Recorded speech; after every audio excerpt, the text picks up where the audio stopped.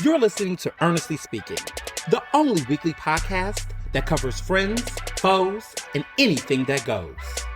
And now, for your badass host, Ernest Owens. And we're back with another episode of Ernestly Speaking with your host, Ernest Owens, myself. Well, I am so glad to be recording this episode at 34 years old. Yes, this weekend I turned 34 and it feels fabulous. Like I am pretty much now mid 30s. And I look good. I feel good. And this weekend was just truly amazing. So much. There's so much. This has just been just a great time, a great month. Libra season is in full effect. There was so many great birthdays and celebrations throughout. My girl Charnay had her birthday at Amira, which was a total 180 in the quality of their cuisine. Let me just start off by saying that, like, they've gotten some interesting press in the past, but I went back. It was her birthday. It was 15 lovely ladies and this gay. And that was a great time. I had on a zebra. I had my zebra print blazer on. I was only got the table, so it was giving cat daddy, Mac daddy tease. No, I'm joking. But I was enjoying it. They were all there doing their thing, and it was a fabulous dinner. It was a really fun dinner party, like 15 ladies and myself. And everyone was so engaged and so fun, and she just had a real, a blast. It was a fabulous birthday. And she was lovely. And the ladies went out to Rouge and they went to the Winston after dinner. I took my ass home. I went to bed because I had to get ready for my party. But it was a great time. And my party was at Rex of the Royal. And it's the same, my birthday's on the same day as mine and my good friends, Cassie Owens. We have the same last name. We're not related. We might be related, maybe, but not, I don't know. You never know. But we have so much in common. We have the same last name. We have the same birthday, October 12th. We both went to Ivy League schools. I went to Penn. She went to Brown. And then she got her master's at Columbia School of Journalism. I'm an Alpha. She's an AKA. We both got our start at the same time professionally at Metro Philly. Like, we have a lot of parallels. Now, she's a Philadelphian, but we just got a lot of parallels. Like, we just have a lot of sonic kinship, a kindred spirit, as they would say. We're very like connected in so many different ways. We just, yeah, she's great. She's awesome. So her birthday is also on October 12th. But I had a beautiful party at Rex of the Royal. I had it there this year. I had it there last year. They just know me. I know them. It was just a fabulous party. It was open bar. The Por Dios were pouring. Cake Life Bake Shop did my cake. They always do every cake I have. I just wedding cakes, birthday launch, and it's always funfetti. Every time I want to mix it up, I always go with funfetti. It just never gets old. Glitter, sparkles, shimmer. The party was fabulous. My outfit was great. And it was so fun this year to be able to do my birthday. So my birthday party was on Saturday, which was October 11th, which the eve of my birthday is National Coming Out Day. Fun fact, National Coming Out Day is October 11th.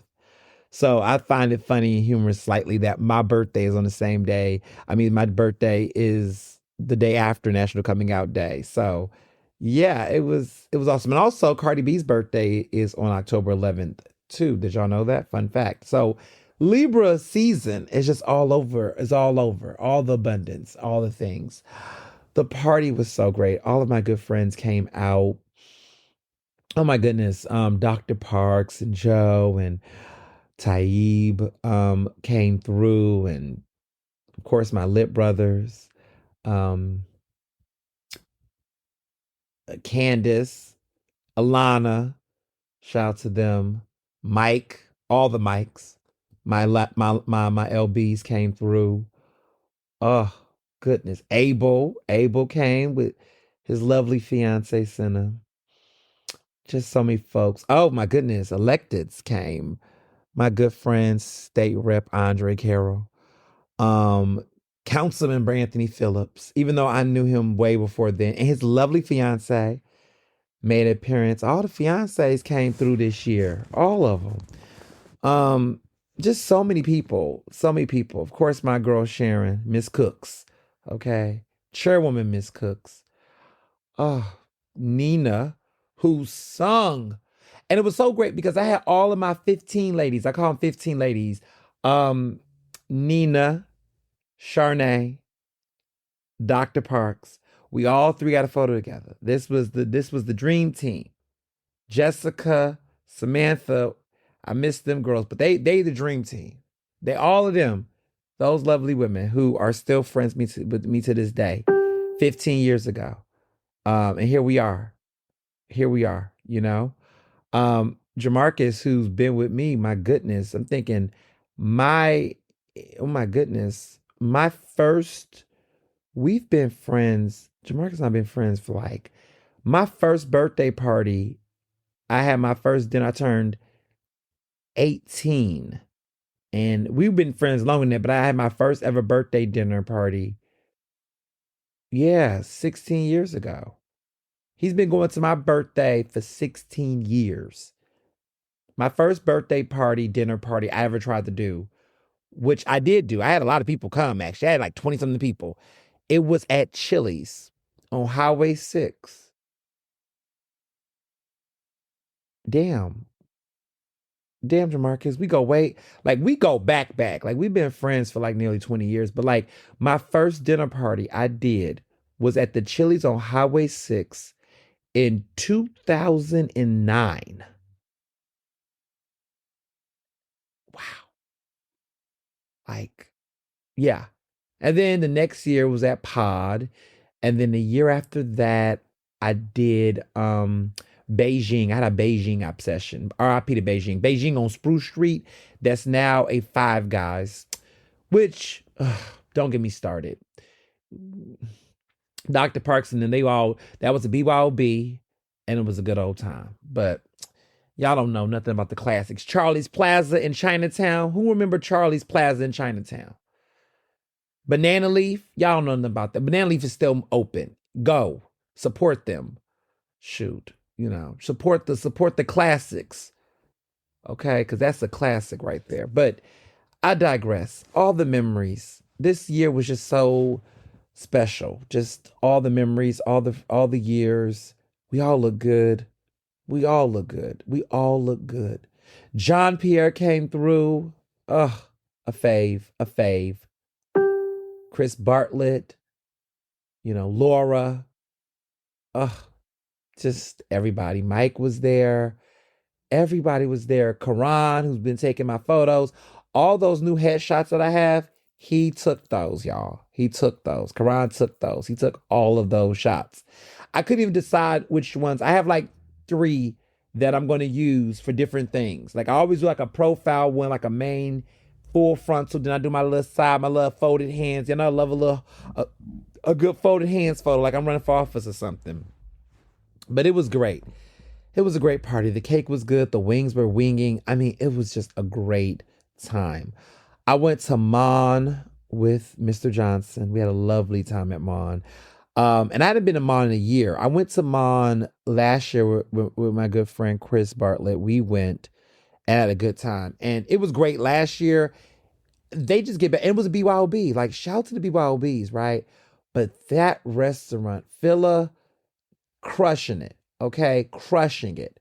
Like, it was so good. And I always do the tasting menu. Get the tasting menu. Let them do the rest. Like, you'll get more food. Don't pick the individual entrees. The dishes that he wants you to try, that is what you get. Just let them take over the menu. It's like really affordable.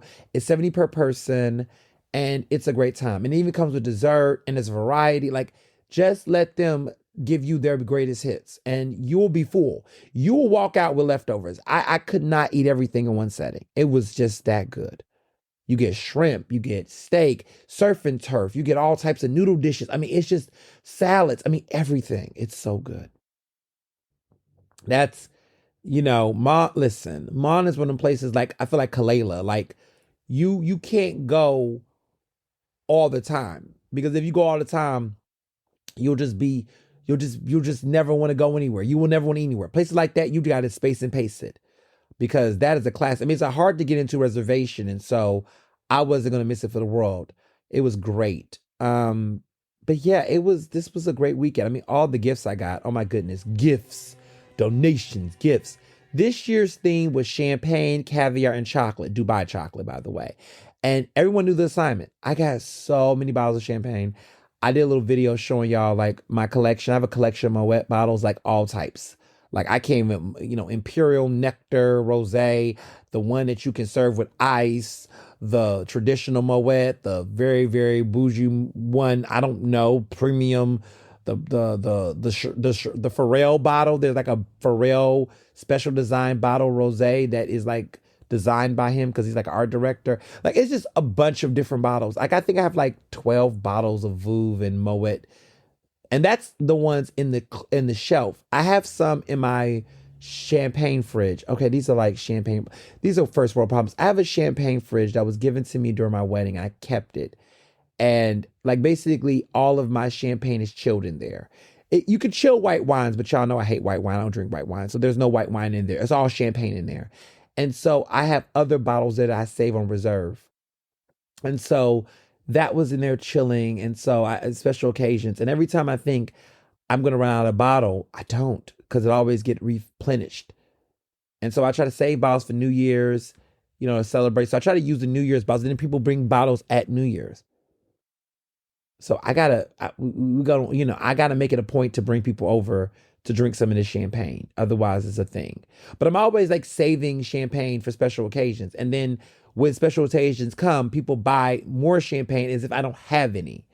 So we got to figure this out, y'all. We got to figure this out. Like I need to have more people over. I need to do something because this is too much.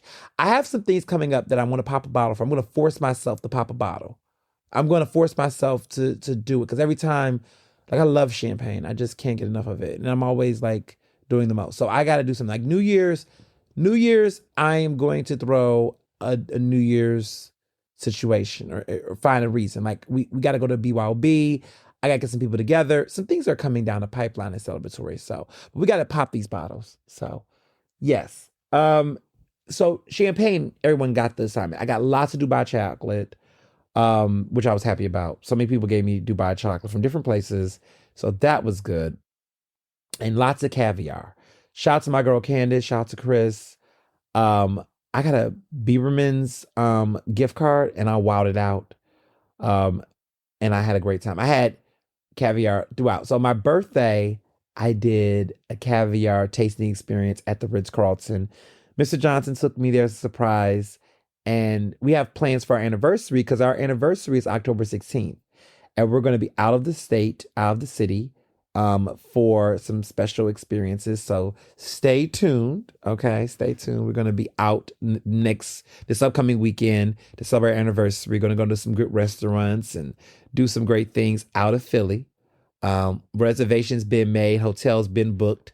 Like we're doing our big one. So I'm really excited about what's coming up. But it's gonna be a good time. Like I'm just enjoying just everything. So much love, so many great people, so many thoughtful gifts and letters and messages, books and things. People giving me books for my birthday. Oh goodness. Well, good books. Okay. Taib gave me a lovely set of books and some very thoughtful cards too. And shout out to Andre, got me Sarah McLachlan vinyl, Better Broken, her new record. And he kept telling me, he was like, oh, I'm going to give you something that no one's going to give you. Like, I know no one's going to have it. And I was like, people say that. I'm just like, he's like, no, like, you're going to know. And I'm like, when I was like, okay, yes. Because everybody know I'm a Sarah McLachlan stan. And I was like, this was a very thoughtful gift. I see what you did here. Because I'm going to the concert. I am going to the concert at the Met. I got tickets. I'm going to see Sarah McLachlan in the front rows in November. And so this is a thing. Like my friends know, everybody got me things I really, really wanted. Well, because I said in advance, I told them, I was like, This is what I like. Of course, I got lots of blue coat. Lots of blue coat. You can never go wrong with blue coat. I got all types of, I got big ass liter, like a 1 or 2 liter or whatever. I think it was a big ass 1 liter, 2 liter of blue coat gin. Like I got like my third bottle. Like I need to do something with that too. Like we gotta make some lavender lemonade, Mr. Johnson, for the people. But I got the love, just the love. Everybody had bottles of blue coat for me. They know I love the gin. I just have bottles of that. Like I have so much liquor. It's ridiculous. It's a problem. And I have a problem, y'all. Like red wine galore. Like it's a thing. So yeah, the love was just felt. This was a really good birthday. Like a really good birthday. Like every time I think it's gonna be like a low key situation, like I was like, oh, this year it's a lot going on this season. I'm just gonna take it easy. It's 34. It's not like a major milestone. You're like next year's 35. So y'all know next year is my 5 year wedding anniversary and my 35th birthday. So all of my anniversaries are lined up in five. So when I turn 40, it'll be my 10-year wedding anniversary. Like everything is lined up in ceremonious time. So ooh, that's gonna be a big year. Next year's gonna be a big year. But I thought this year, man, this year ate.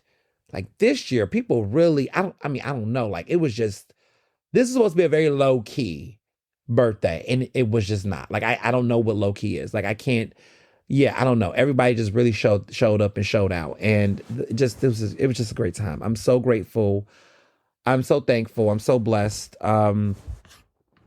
Yeah, it was fabulous. I did my big one. I'm gonna read what my note was, my reflection note, because I do think I really I'm very reflective. I really like to give thoughts and things of that nature and what I learned. So I said, it's my 34th birthday. I've finally arrived in my mid 30s, and I feel stronger, wiser, finer, and more empowered than ever. And I really mean that.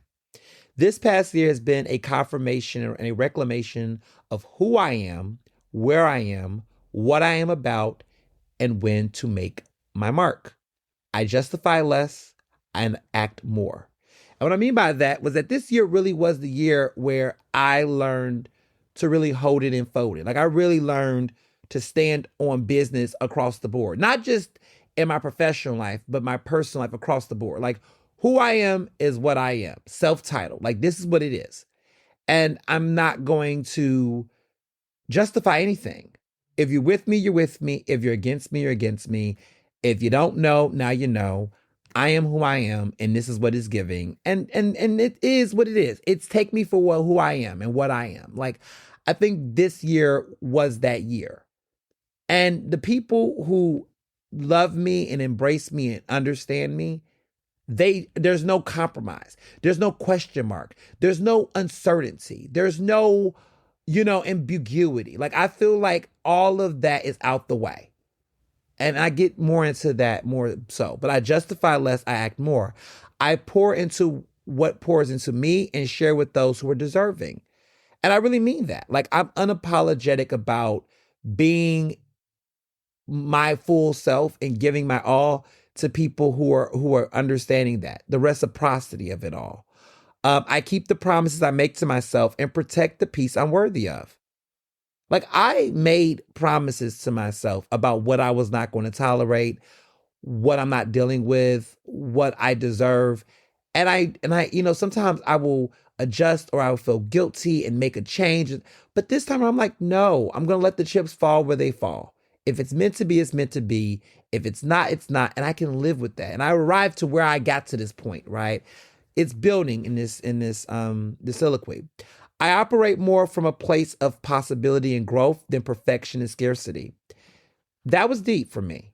I do operate from a place of possibility and growth. Like my mindset is more so now about thinking about what could be, what happens if it works.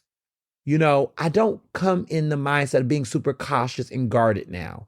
Like I come from a space of, wow, what if this do happen? What if this actually is better than what I thought? And also from a place of growth, like mindset of like, wow, I see more can happen. There's optimism here.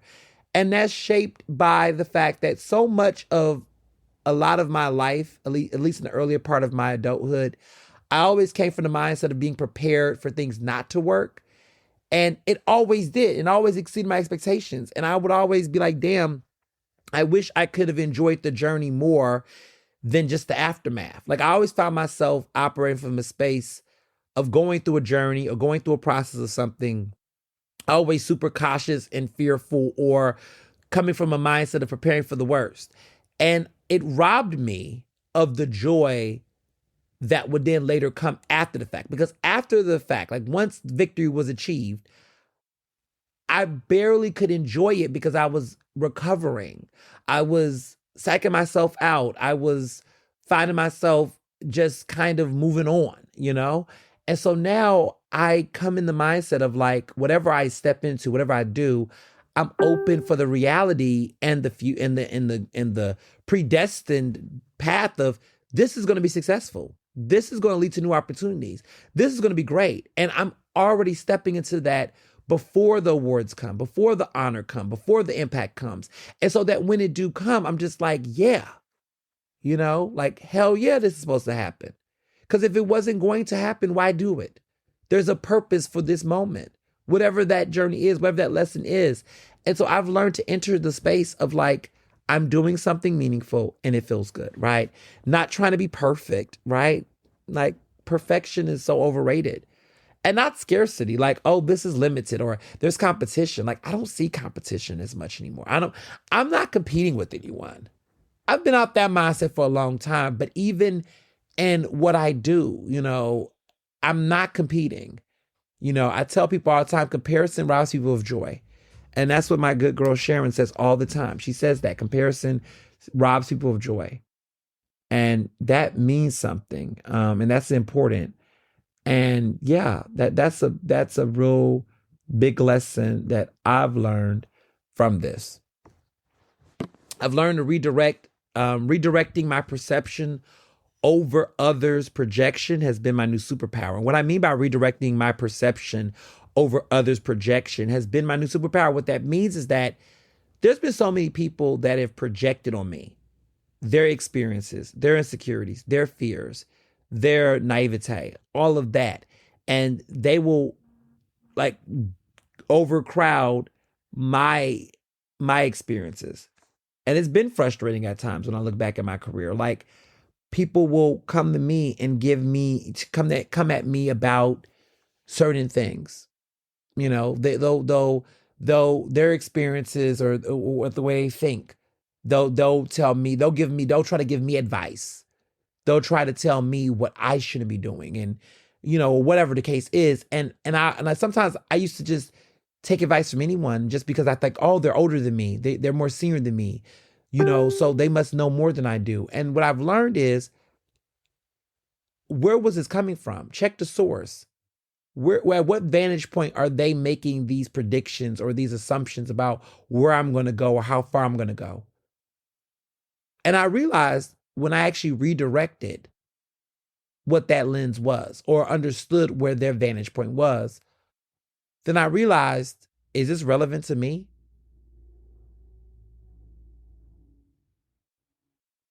Yeah. I interrogate people's projections. I interrogate when something, I trust my gut. I get a sense. I feel energy. I don't shut things down in a defensive manner per se, unless it's bullshit. But I'm in a space where sometimes I hear people and I go, okay, I thank you for your input, but it doesn't necessarily mean that I have to be obligated to do it. And so one of the things that I get to down here is that I learned more this year that I'm not emotionally, intellectually, and socially obligated to engage with people, places, and things that aren't invested in my wellness and values. That was the strongest lesson this year that I learned in my personal life and professional life, that I don't have to put up with bullshit basically from anyone. And if it's wrong and it violates me, I can be able to live with the realities of, look, if it's real, it's going to be there. If it's not meant to be. And can people change? Sure, but I don't have to wait. I've established boundaries. I have established my line and I've made it clear. And I'm not going to repeat myself. I've established that. It's not to say that there's no opportunity for grace and coming back to the table and revisiting things and having conversations. But if there is going to be those opportunities and spaces, do come correct. Do be transparent. Do be there. You know, Jay-Z said, what, love me or leave me alone, or that was a quote, right? I tell people that. Teach people how to treat you. Show them for yourself. How you treat yourself sets the example. When you stay true to your values and what your stances are and your beliefs, it shows people how they can. There was a sense of, I was not necessarily a pushover, but I always felt like I could always have to be bendable. And people played off of that. It took advantage emotionally. And at a certain point, I found myself being frustrated or having resentment or being upset and holding. And I got to myself to say, no. And what's the fear? And that brings me to my biggest lesson I learned. And I said, perhaps the biggest lesson learned as I enter this new year is that all of the love, resources, and opportunities I currently have in my life are fortunately enough. Anything else is simply premium upgrades to a journey that's been abundant. And that's real. Like, I look at where I'm at now, I have enough. I'm fortunate enough that the people I have in my life, the network that I have, the family, friends, connections, bonds, all of the things I currently have is enough. There's people that's always chasing, always, it's fleeting, right? The ambition. And it's not to say that I'm not ambitious, but I'm ambitious about advancing my dreams. I'm not ambitious about new relationships and connections unless they are organic. Like, I'm not pressed to get anyone's validation. I don't need anyone to tell me that I'm great. I have enough people in my life that affirm me, love me, support me, and pour into me. I don't need anyone else to tell me that I matter. There are some people chasing for certain people in their life to give them that thumb of approval. I have the people in my life that do that already. If more people want to join the I Love EO club, please. There's plenty of more seats to join the club. But we're not begging in the I Love EO club. I'm talking my shit. Yeah, I'm talking my shit. This is 34. I'm not begging anybody to love me because I have enough people that already do. And the people that do are great. I'm not begging. I'm not explaining anything. I'm not making a case. And I think about these recent years specifically. How many people that used to be in my circle that would tell me, you got to do it like this and you got to do it like that. And, you know, these people, this. And guess what happened? People did what the fuck they was going to do anyway. I spent so much time in the past trying to prove myself and to make a statement and to this. And what happened is I would do all of that. I play the games. And guess what? Motherfuckers would move the goalposts. You know why? Because it was never about my inabilities. They was just jealous, to be honest. Some people were just jealous. Some people were just insecure. Some people just were not ready to accept whatever it is and whatever I was. Some people were in their own way. But it was not me. I was not the reason. I was not the problem. People got their personal problems. Or they just don't like what I'm serving. And that's okay. Because there's a lot of people in this world that's doing shit that I don't like and I don't care for. And guess what? They're going to keep doing what they're going to do, right? I think about Taylor Swift. She just recently talked about her album. And she said she's not the art police. She says, look, some of her fans ain't going to like it. Some of them might come around to it. And that's true. The story of my career is like that. Like, there are people that came that did not like me, did not care about me, did not care much for me. And then the world shifts and they shift, they evolve. And then they realize, oh, snap, I'm in a place in my life where I understand you. I've been fucked over. I've had this experience. I've been discriminated against. I understand now and I get you. And so sometimes there's space for people to evolve. And sometimes that's just what it is. But I'm not about to change a damn thing about myself. I lived in a world where folks wanted me to stay in the closet. Folks told me being out, was not. There's men who told me in the LGBTQ community said, you need to get a white man. You need to get your older white man if you want to be successful. Yes. I won't even name names who said that, but there were people who said that shit to me. There are people who told me, talking and calling elected officials out and naming names and things, you're going to burn bridges. Philadelphia is a tough market. You ain't going to be able to do all that and be in this town. 15 years still motherfucking standing. Stronger, taller, prettier than ever. And all my friends are with me too. But that's what it means. That's what courage looks like. So many of those people, because I'm talking heavy. I know Karan be telling me all the time, he be like, you be talking heavy. I'm talking my shit because we got to. The winners got to speak up. Too many losers are out here. Too many frauds are out here cruising. Winners need to stand up. Winners need to stand up. The people doing it the right way need to stand the fuck up. Stop being meek and fucking hiding. That's why people don't think that doing it the right way and being true to you is worth it. If anything, I want y'all to know that I kept it 100 and I stand on business, and I've been standing on business. I talked my shit. I stood on it. They tried to shut a bitch down, ban a bitch, do all the things, and I am still here, looking good, feeling good, healthier than ever, and doing it. Winners gotta stand out. Stop fucking hiding. All these accomplished, successful black men, queer people, folks, we hide.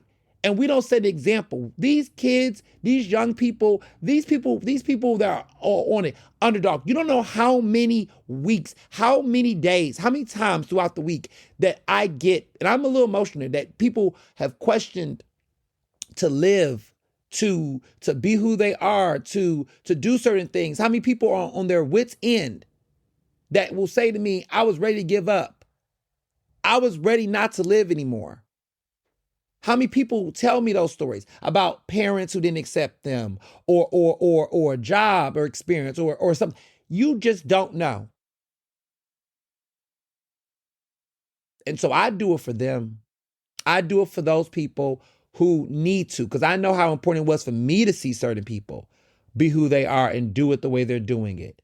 And some people want to take credit for your achievements. Some people want to over embellish how much of a role they play. Some people don't want to accept that they necessarily wasn't with the plan when the plan first started. Some people want to come Johnny come lately on your shit. Some people only want to show up when the shit is good, but when the shit gets rocky, they disappear.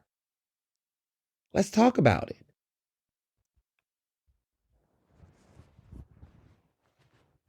I say all that to say that the beautiful thing is when I ended my statement, I said, I am truly grateful for the impact I'm making, the bonds that continue to grow, and my influence that's visibly evident in the communities, industries, and people I care about. And I truly mean that. I truly mean it. I am very clear. Last year when I was turning 33, I was wanting clarity. I wanted to see where the rat's at. Put that flashlight out. Let me get them roaches. Let them scurry. I wanted raw. And I did. I got there. I got a lot of clarity. I saw things in ways that was uncomfortable, revealing, challenging, devastating at times, heartbreaking at times. Certain people in my life disappointed me in ways. And again, I don't hate anybody. There's always space. But there was just moments. And where I'm at now is forward. There's that song, that little interlude in Lemonade by Beyonce, of course. And it just says forward, forward. And that's just where I'm at, forward. I'm not looking back, and I'm not trying to leave anybody behind. Forward. forward. Yeah. Yeah. That's that is 34. Welcome to 34. Woo. So, other things that took place. I got vaccinated. I got my COVID booster because the president of the United States got a COVID booster. Did y'all know that? The physician receipts came in. He got his COVID booster. I got mine, Moderna. I've been Moderna the entire time. I'm staying with Moderna. I got my flu shot because y'all, it's flu season. And also, apparently COVID is coming back. I haven't gotten COVID. Knock on wood. For those who know what I'm talking about. And no, that is not Travis Kelce's dick. I'm talking about the wooden table. But but no, I continue to knock on wood for good luck. Why did I make that joke? Anyway, what? But no, I have not gotten COVID. Don't plan to, but I got the booster. And it's important to note that these boosters and these vaccinations, you get full immunity in 2 weeks. So I'm doing this now because flu season is going to hit. I'm going to get full immunity by the end of the month, or in the next 2 weeks. So we'll be around like October 26th, about October 26th. So towards in October. But get your vaccinations, y'all. This is no joke. It's no joke. Like, it's a part of just making sure you're safe. You don't want to get anything. You don't want to, in this, COVID and the flu out. You don't want to be in a situation where you're wondering, is it the flu or is it COVID or is it both? You don't want to go through that. I've been fortunate enough not to have COVID, but you just never know out here. Just be safe. Vaccinations matter, okay? They do. Of course, by all means, talk to a physician to know which vaccinations work for you. So one example was actually, I was talking to my doctor. I get checkups. I do all this stuff to take care of myself. Especially when I started doing intermittent fasting, I thought it was very important to talk to a nutritionist and a dietitian about that. Some of y'all just be out here doing all kind of things to your bodies. Talk to a health expert. I am not a licensed physician or a doctor. I don't have a doctorate in anything. One day I'll get an honorary doctorate by somebody's school, but I don't have any of those things. And I'm big on that because Dr. Parks, listen, she's an expert in psychology. She knows her shit. She went through the years, okay? She got certifications and everything. She knows what she's doing. I am not. And so I always have to recommend that you go to the experts about these things. When people out here diagnosing people and all that, I'm big on that because I got friends who actually have doctors. I got friends who got these things. So it's so important to respect folks who actually got the education information because so many people out here diagnosing people and all this stuff. Don't do it. Now, one example of a vaccination I did not get was that was the HPV vaccination, human papilloma virus. A lot of times doctors and physicians will try to recommend that you get that. But I read into it and it's not that I can't get it. It's just that, quite frankly, I don't want to get it if I don't need to get it. And so there were stipulations on it. And so part of the reason why I haven't gotten it, and I think this is very important to talk about this, when you should get it, why you should get it or whatever. So this is a big deal because basically, you get, it's for most people, this is the CDC recommends the HPV vaccination for people that are 15 through 26 to begin the series. Endoimmune compromised people ages 19 to 26, including those who have HIV. But people who are ages 27 to 45, they say you should discuss it with your doctor. So I did because I'm in my 30s. They said it's not recommended for everyone older than 26, but some adults in this age group might decide to get vaccinated after a discussion with their doctor. Because most people in this age range have already been exposed to HPV, the vaccine provides less benefit. But they said the decision should be based on the individual's risk for new HPV infections. So part of it is that like I don't, have a cervix. That was part of it. I don't have a vagina or a cervix. But other parts of it was about a big one was about sexual activity. So they say new strands of HPV can happen, and so you want to get the vaccination to prevent that. But that is if you're someone who's very sexually active and you're not in a monogamous relationship. I'm in a not that it's any of y'all business, but I don't mind shit. I want y'all to know. So don't be come up to me. I am in a monogamous sexual relationship. I've been with the same sexual partner, my husband, but I've been with him for 11 years. We are the only ones having each other. So because of that, quite frankly, my risk of HPV is pretty much I don't have a risk. But if you're somebody who is out here doing your thing and there's no judgment, right? This is a sex positive space, or you're in a relationship but is non-monogamous, you might be exposed potentially. You should talk to a doctor about whether or not you think it should be for you. People who do sex work, people who, engage in different experimental, exploratory sexual experiences. HPV might be still worthy for you if you're over the age of 26. For me, that is not my case. That's not my situation. My doctor was like, yeah, you good. You good. You know that you don't plan. I said, I don't plan to do anything else. That I just got my man. I'm good there. He was like, then you good. You don't, you really, he didn't recommend that I need to get it. And this is a Black physician, so, it's good to have that education, right? Because it do matter. And so sometimes people will tell you to get this, get that, get everything. Like I remember another one was PrEP. I've never did PrEP.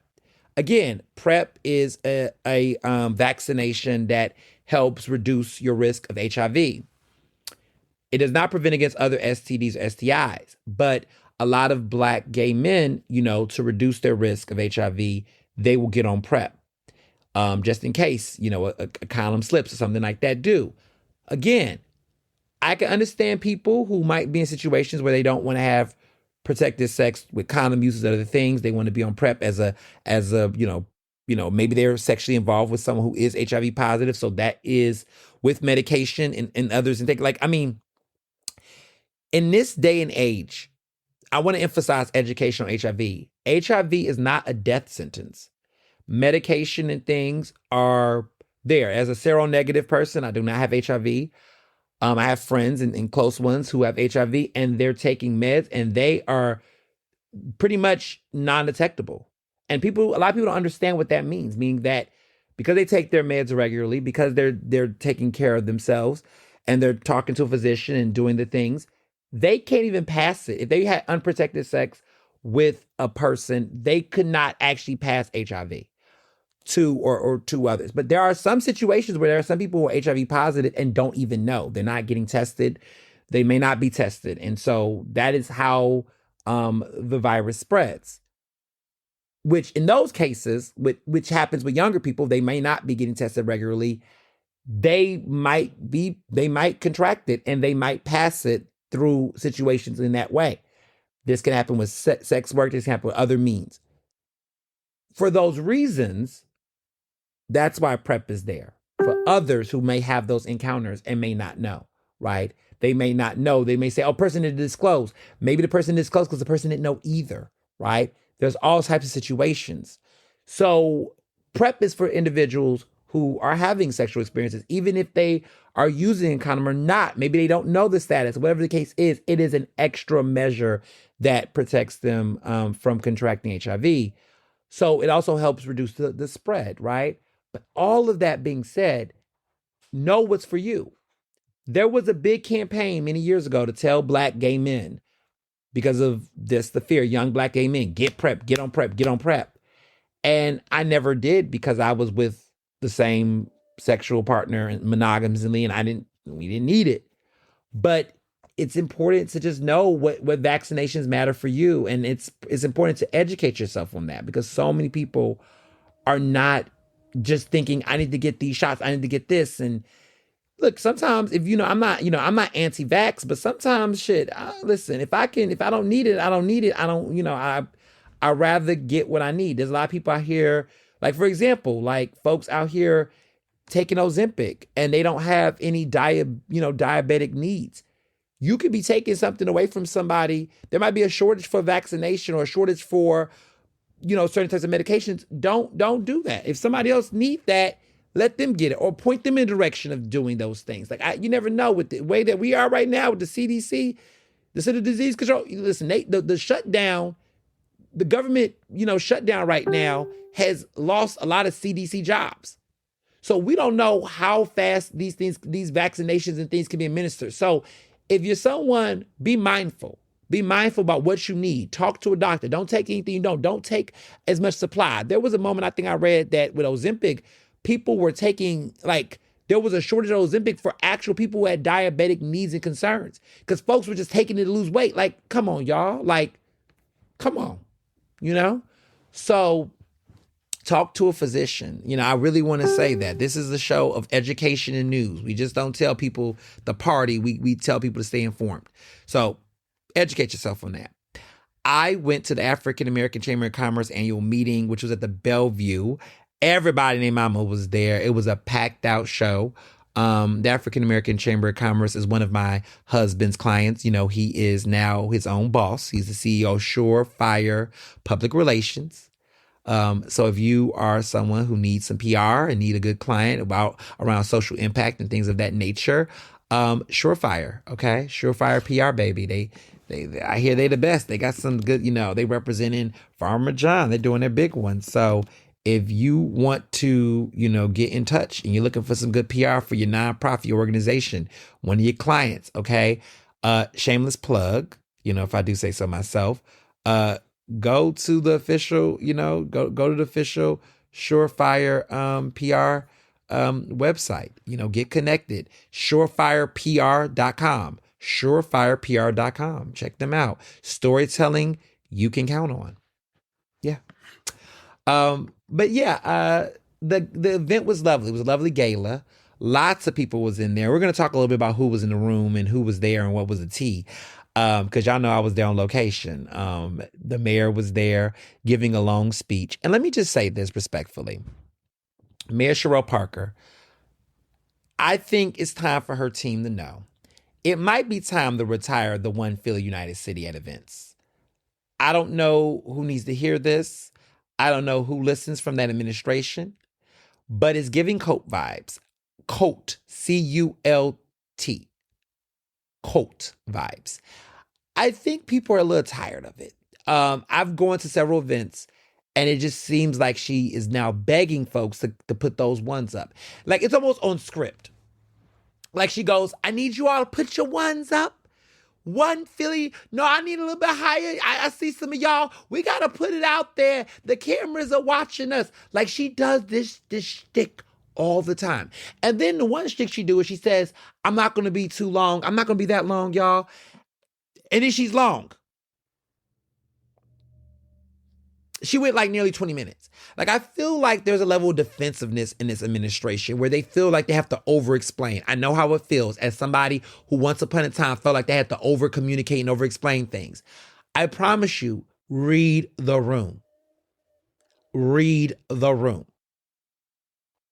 If you're not being honored and you're a special guest, you can't come late and then run the show.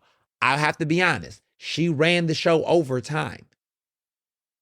And I just, I've learned as somebody who does a lot of events, y'all know I can produce a good event. I have learned that elected officials have no regard for the event planner, the timing, anything. They don't. They will censor themselves. They will over-talk. They will over-explain. And they really think that they're God's gift to the earth. And I get it. You're the mayor. So I get why the mayor feels that way, but you don't know. It don't even matter if it's the mayor. It's some people just are so long and just cannot shut up.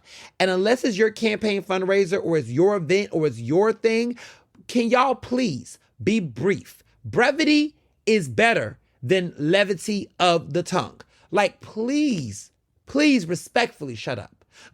I have to say it that way because I get annoyed. At a certain point, I try. But if you spend 5 fucking minutes introducing a name, shouting everybody, then telling your life story, a story that we already fucking know. I have to say it this way because I have gone to so many luncheons, so many galas. It's You need to read the room. It is the African American Chamber of Commerce. Those black folks in that room, about half of that room are your donors. And the other half of the room knows somebody that donates to you. They know. They know. Come on. Come on. Who's on the comms team? Who? Come on, Joe Grace. Come on. Y'all got to get this moving. Because I always feel like the mayor's always on defense. And I'm like, maybe why is she on defense? Was she on defense because that tea came out about the fact that this city participates in a program that sends people a one-way trip out the city. Immigrants who are here undocumented or whomever, maybe they're homeless, maybe they're, having housing insecurity, whatever the case is. They don't even check work status or anything. They give them a one-way ticket up out of here on some bus. They busting them out. It's ridiculous. It's ridiculous. And so, I don't know, maybe the mayor is trying to get some publicity, trying to get that out the way. I don't know. I'm just theorizing. I can't tell you what it is. But I'm just like, at a certain point, we got to make the main thing, because that is a lot. That speech was so long.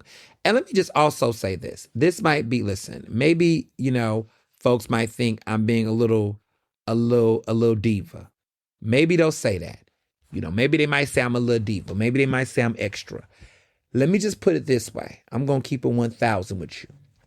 Not naming names. I may not just name this event. Maybe I did, maybe I didn't.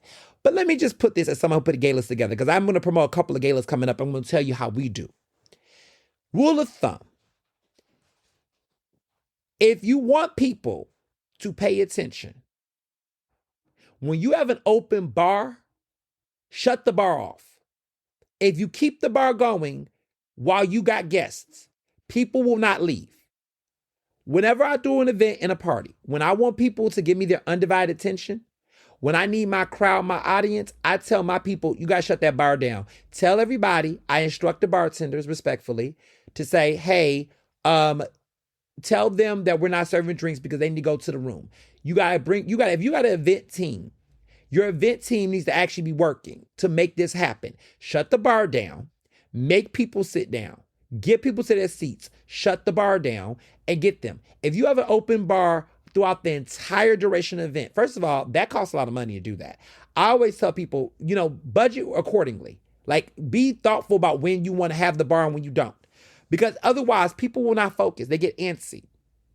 If you got a bar, they're not going to pay attention. I went to an event recently, maybe the one I just named, where the bar was on the whole night. And so I was like, why is half the room not seated? Oh, because they're over there in a bar hanging out, schmoozing and talking.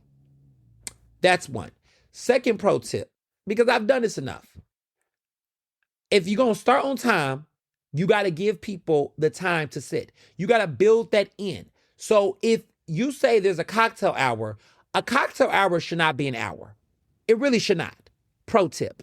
You should actually, if you should actually start the program, if you want the program to start at 6:00, you need to actually start at 6:15. You have to actually create time for people to sit down. If you're going to give them a full hour, most people don't ever arrive to an event on time, which sucks, but that's just how it is.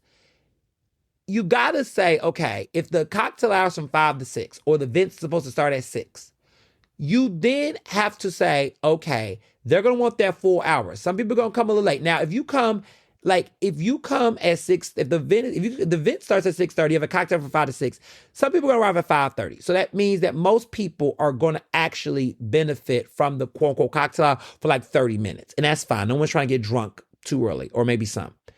If you do it that way, then you have to then go, all right, I know people are going to get nestled if I got to shut the bar down at exactly 6:00, right? The bar has to be shut down. I know that people are long-winded. I got to shut them up and I got to get them seated. It will take them about a good 15 minutes, especially with a large crowd, to get to their seats. So you got to start the alarm 15 minutes before and 15 minutes. It's going to take about 30 minutes to get people to where they need to go. If you got hundreds of people there. So you got to say, okay, 15-minute call warning before the bar gets shut down. So hurry up and get your drinks and shut up. That's 15 minutes before the 6.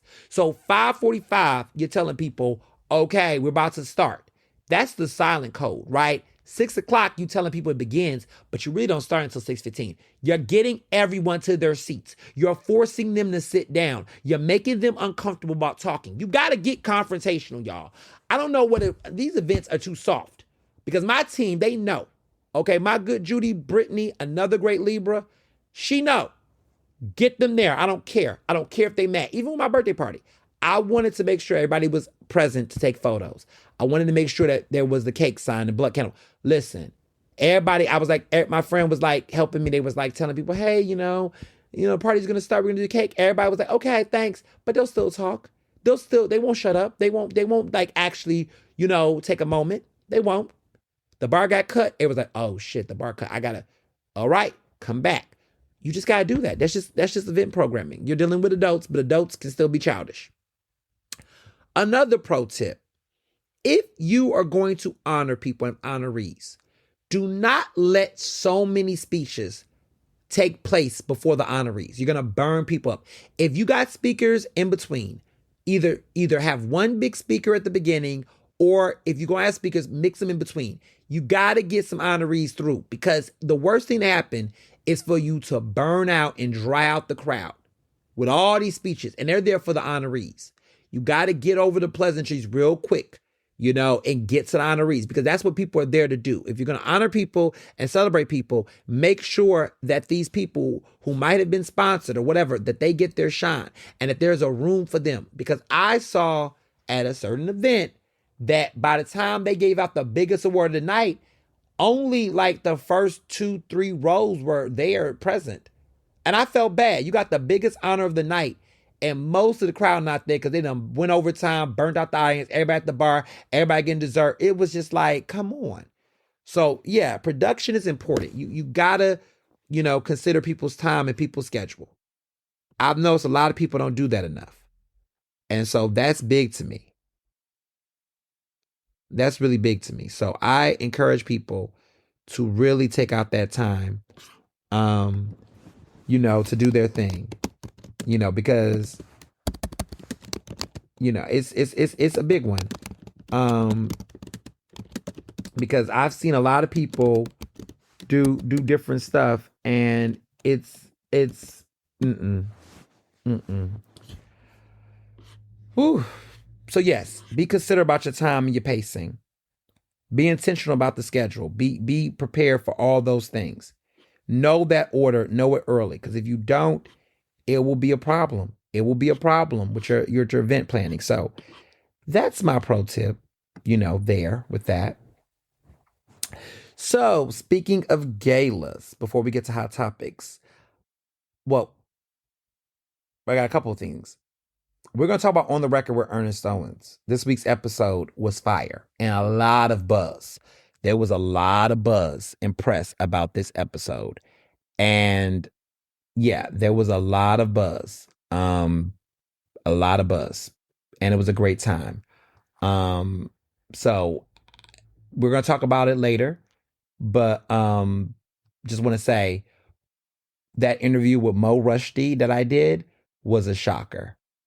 For a lot of people. A lot of people did not expect that to happen. And it was a lot. It was a lot. So yeah.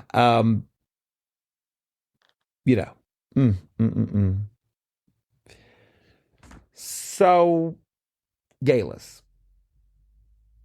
First off, mark the date. Saturday, November 15th, is the Philadelphia Association of Black Journalists annual gala. You want to see how a gala is supposed to move? You want to see how a schedule's supposed to go?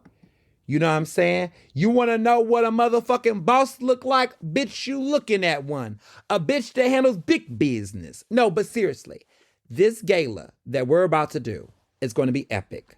Let me tell y'all right now, tickets are on sale now. The link is in the bio, okay? Open bar. Lots of food. We're going to be at the Museum of the American Revolution. It's going to be from 6 to 11. We're going to have a 90-minute cocktail hour. Okay, a 90-minute cocktail hour. Because we know y'all going to come fashionably late. And because of that, we're going to make sure that even if you show up at 6:30, 6:30, 7:30, your guys get it. But see, 7:30, we start at 7:30. Don't play with it, okay? We're going to bring it in the time. So we know you're going to come in 30 minutes late. So we're not going to play with you like that. This cocktail hour is 90 minutes. If you come early, you're going to get the full 90 minutes. If you come whatever time, it is the PABJ Gala, Saturday, November 15th. Tickets are $175 for non-PABJ members. There will be lots of great honorees. The Lifetime Achievement Award is going to Louis Messiah. He's an incredible documentary filmmaker and the founder of the Scribe Video Center, an icon, a legend. He's getting a Lifetime Achievement Award from PABJ. Our Journalist of the Year is Anne-Marie Greene. Okay, a lot of you all know her. Anne-Marie Greene is a national journalist. She's based in Philadelphia. She's married to Algernon Greene, who is that incredible real estate agent. He's dope. Anne-Marie Greene, she's an Emmy winner. She's a lovely wife. She is a lovely mom. She is a correspondent for CBS. 48 Hours. The show 48 Hours, that's her. She's the 48-hour CBS correspondent. She's dope. She's incredible. And she's being honored with our Journalist of the Year award. She's awesome. Other honorees that a lot of people, that some of y'all might know, that is fabulous.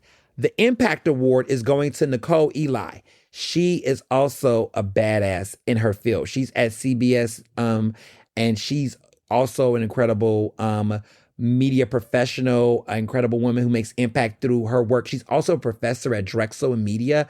She's making an impact both at her station, at various CBS-owned stations, and she does political fundraising and work like that for ad sales and things like that. She's great. And also, our Community Champion Award is going to Krista Barfield. That's Farmer John. She's getting a Community Champion Award. She's been a big newsmaker, and she's in the community doing great work. She's wonderful with media, and she's making an impact. I mean, she's got the largest Black-owned farm in the Commonwealth of Pennsylvania. She's a big deal. And so this woman is doing some stellar things. So come out and celebrate all the great work of these incredible people. Of course, I'll be there. Several of other major newsmakers, media folks, elected officials, big names, everybody's coming out. So you don't want to miss it. Okay, that is on Saturday, November 15th. Come through to the PABJ Gala. You don't want to miss it. So if you want to keep partying with me, because November is nothing but a good time across the board. There's more parties, y'all. There's more parties. I know y'all are like, what, Ernest, another one? So another big party that I am on. I am on the host committee for the Black Star Luminary Gala. That is at the Switch House. That is going to be on Friday, November 21st. Yes, y'all, this November is gala season. It's, come through. This is at the Switch House. The money is going to support the Black Star Film Festival. It is one of the biggest fundraisers. I'm on the host committee once again for another year. I've gone to every Luminary Gala there's been. This year, they're honoring so many great folks. They're honoring Michelle Nicolangello. I am butchering her name. Y'all know Michelle Nicolangello. She's an incredible queer Black artist. Robert Townsend is being honored. Autumn Durand Aquapaw, she's being honored. And the Third World Newsreel is. But Robert Townsend, y'all, and Michelle Nicolangello, they're both being honored. They're going to be in the building. They're going to be in person accepting the awards. You got to come through. It's going to be a fabulous time. That's a lovely party. Switch House is a lovely venue. Lots of great food. And my host committee, if you want to see some great people, you want to see Chef Kurt, you want to see Omar Tate, you want to see this State Senator Nikhil Saval, you want to see State Senator Vincent Hughes, Councilmember Jamie Gauthier, myself. There's members from the board that's going to be there. There's going to be a great, you want to see Taib Smith, who gives great books and great gifts. all of these great people are going to be there. Omar Woodard is going to be there. Like, we're all in this host committee. So many people. Even Brandon Pankins on there. Like, he used to do with the Roots thing. I need to see him about that Roots picnic, y'all. What y'all think? Want to let them know, am I still banned since we out here? Are you going to lift that ban from the Roots picnic for me? Not that I don't know if I'm going to go back, but, I get banned. Is he going to lift the ban? I got a lot of people. Y'all be on this host committee. Fun fact, Aaron Haynes was on the host committee for this. Yeah, it's like everybody on the host committee, it's always somebody on the host committee that bans me from something. I don't know. Is it a pattern? Is it a theme? Let me stop being shady. Not shady, it's tea, it's real. I mean, clock it. But no, it's gonna be exciting. Make sure you get your tickets. I will be there at that event as well. So, if you want to know more about these events, it's the link in my bio on Instagram, on Threads, and on Twitter X. So, my link in bio is there. So, when you go there, you can keep the latest on all the updates and all the great work that I'm doing, and go to the events that I'm going to be at, and support great causes and organizations. Support the Philadelphia Association of Black Journalists. Proceeds from those ticket sales go to support that incredible nonprofit that I'm the president of. Also, the proceeds and money raised is going to support the Black Star Film Festival for the Luminary Gala. So these are two big Black causes in the Philadelphia, local and impactful, and you can support by buying a ticket or making a donation. So all of that is big, you know. So that's great. So another great place that another thing I want to talk about and I want to emphasize is um hmm, I am proud to announce that I am a member of the Podcast Academy. Yes, my years of podcasting has now qualified me to be a member of the Podcast Academy. So the Podcast Academy is like basically a prestigious academy. They have an Academy Awards. The Podcast Academy is a professional group of people they have an award called the Ambies. It is basically the Academy Awards of podcasts. And the Ambies is a big award. They announce winners in February during award season. So there is an Academy Awards for basically like the Tonys. So the Tonys are like the Oscars it's like the highest honor you can get for Broadway for stage plays, right? The Grammys are like the Oscars for the Recording Academy. It's like the highest honor you can get as a recording artist, as a musician. The Oscars is the highest honor you can get for acting in movies. And the Emmys is like the highest honor you can get for it's the highest honor you can get for TV. And what's the other one? The Pulitzer Prizes is the highest honor you can get as a writer or as a journalist per se. A Pulitzer Prize, like the Oscars for journalists and writers. So those are the big ones, right? So the Ambies is the highest honor you can get for podcasting. It is the podcasting Oscars in multiple categories. And so because of my years and time and effort and craft, I've been accepted as a member of the Podcast Academy. So I'm super excited. I will be judging awards. I can submit awards, potentially in the future. Who knows, right? But I can also judge. So I'm a member of the Podcast Academy. So I'll be judging and listening to podcasts for nominations. And, I'm a part of this prestigious group. So funny enough, I got my acceptance because there are some stipulations. Like there is, not anybody can just be a part of the Podcast Academy. You have to put in a solid number of years of work. You have to have reference letters from people in the industry. You have to have a recommender. You have to have two people recommend you. You have to have done it for a body where you just can't be a person just pop up and do one podcast or do an episode or something. You have to show that this is what you do and that you actually come from a place of expertise. And so the Podcast Academy, members of that academy felt like my work and my efforts in podcasting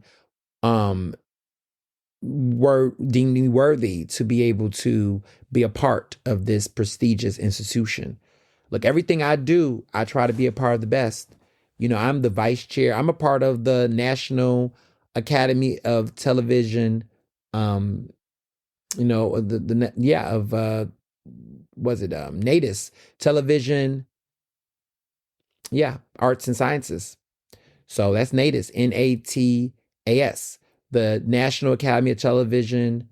Um, yeah, that's the one that does the Emmys. I'm the regional vice chair of this region, and it's important. These are important awards. The National Academy of Television Arts and Sciences, like the Academy of Motion Picture Arts and Sciences, the Recording Academy. You know, like these are real honors. So yeah, it's pretty big deal. And it just is, I wouldn't be there if it wouldn't be for listeners like you, people like you who subscribe, listen, share, and keep this show going and encourage the work that I do and all that front. So I'm really excited. Podcasting has become a major pillar of my career. Lots of listeners, lots of people who have invested in this work, and I'm just fully grateful. So I wanted to share that good news with you all. And yeah, so let's get to hot topics. Trump. So much going on. There's a government shutdown. This man cannot, for the life of him, get out his own way. Um, he cannot, get out of his way. And, that's part of his problem. Um, you know, um, and that's a big thing. There's a lot of stuff going on. The shutdown with the government shutdown has been very brutal because what people are not realizing, this is impacting not just workers but veterans who get services like food. There are several veterans right now. There are soldiers are who serve this country are going to soup kitchens with their families because they're not getting that proper assistance right now. And this is because they want to blame the Democrats, but quite frankly, y'all, like, come on. You're trying to cut services that's going to even help those people, like healthcare. They're fighting over healthcare benefits right now.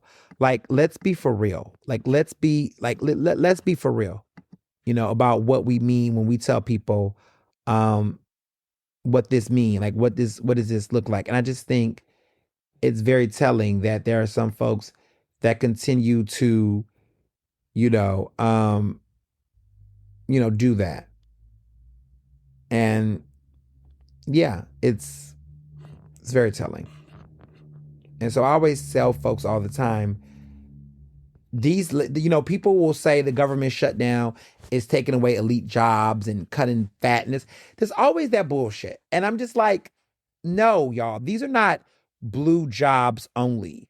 These are not just red jobs. These are American jobs.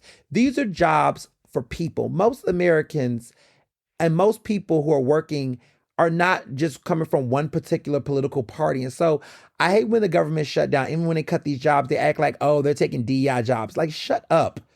These are not DEI jobs.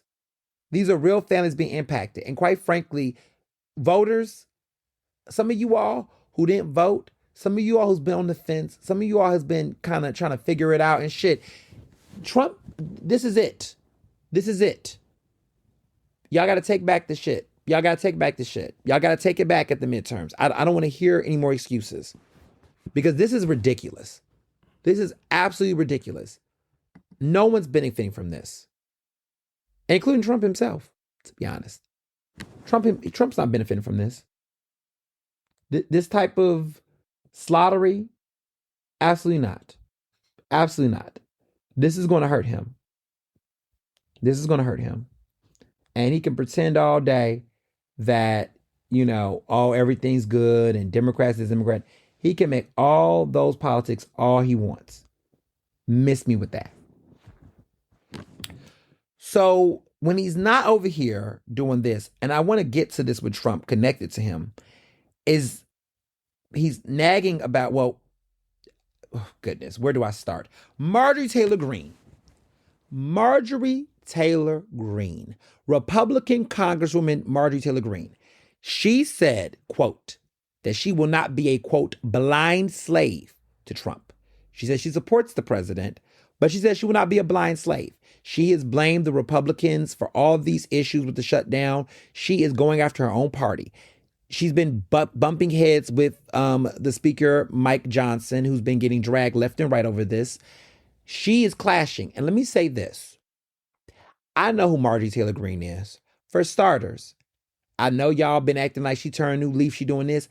I don't necessarily know if I believe that. I think she has ambitions to run for another seat. I don't know if she's trying to run for governor or if she's trying to run for Raphael Warnock's seat for Senate. But I'm going to keep an eye on her. You keep your enemies close. I don't buy her all the way. I don't. I find her, I find her, you know, well, but yeah, I do. But I would just tell y'all that, that this is real. And don't sit up here and play these games, don't, because y'all got to stay woke.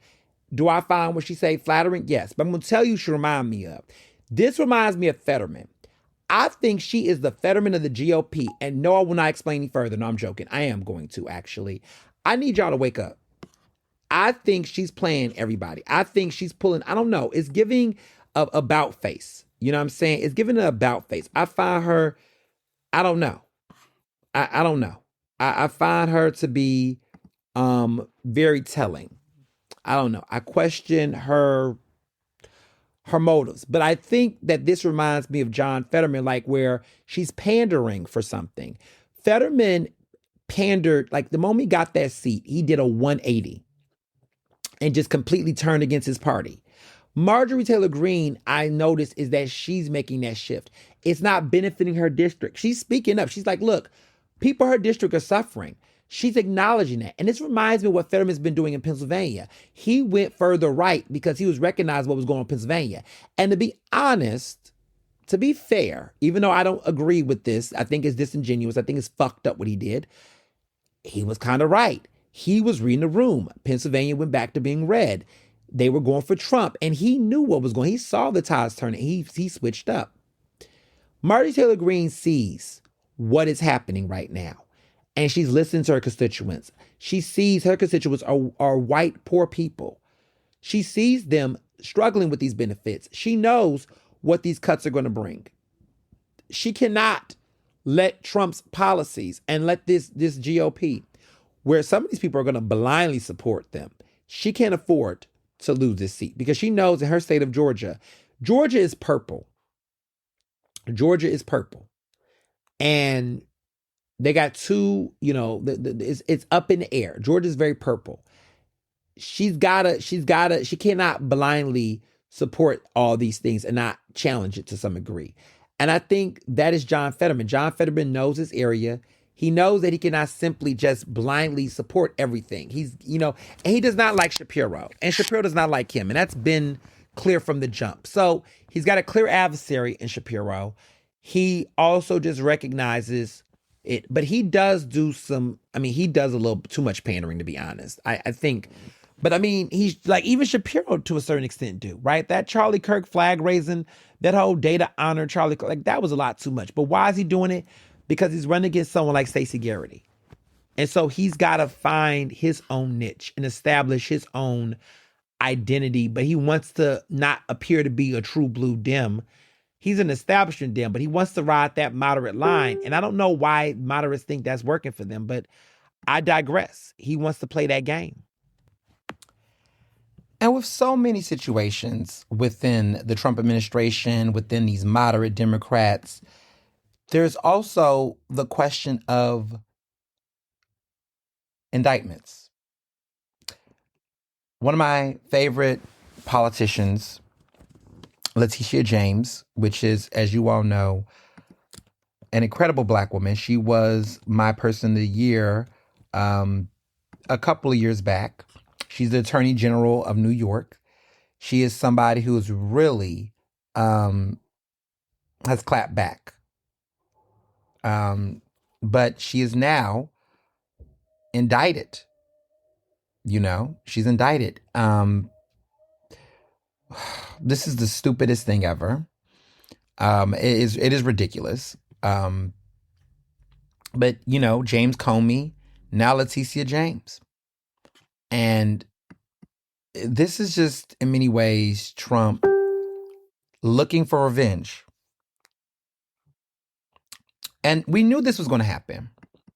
We knew that there was going to be a moment in time where he was looking for his political, anybody who tried to indict him, which she was able to achieve, he's looking for any of these individuals. So what happened here is that in this indictment, the prosecutor, her name is Lindsay Halligan, accuses Letitia James of having misrepresented the purpose of the house that she purchased from August 2020 for $137,000. The indictment says that while Ms. James indicated to her mortgage broker that she expected to use this house as a second home, she had instead used it as a, quote, rental investment property, renting the property to a family. And this is reported by the New York Times. Basically, they're saying she purchased this $137,000 home. Like, this is a small little house, baby, a little tiny house in Norfolk, Virginia. Yes, y'all heard that correctly. A $137,000 house. A little tiny little yellow house in Norfolk, Virginia. She purchased the house for her grandniece who needed tranquility, pretty much. But they're calling it an impermissible investment property. That's what they're trying to claim.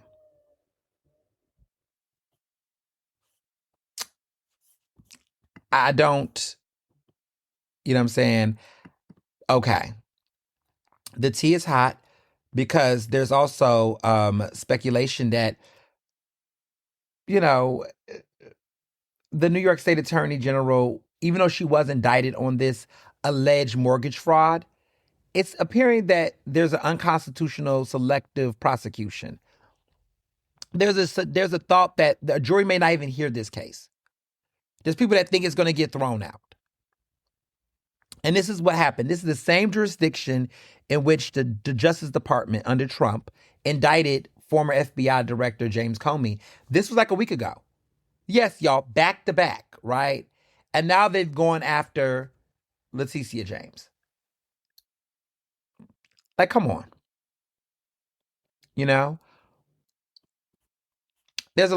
just have a lot of just question marks about this. I have a lot of question marks about this. And the problem is that he continues to rail and threaten, and try to prosecute James. He basically railed against and threatened to prosecute James once he got back in office. Because what the irony is about this is that she brought a civil action against him for the very thing she's now being charged for. I'm not charged for, being indicted for mortgage fraud. She brought a civil action suit against him for mortgage fraud.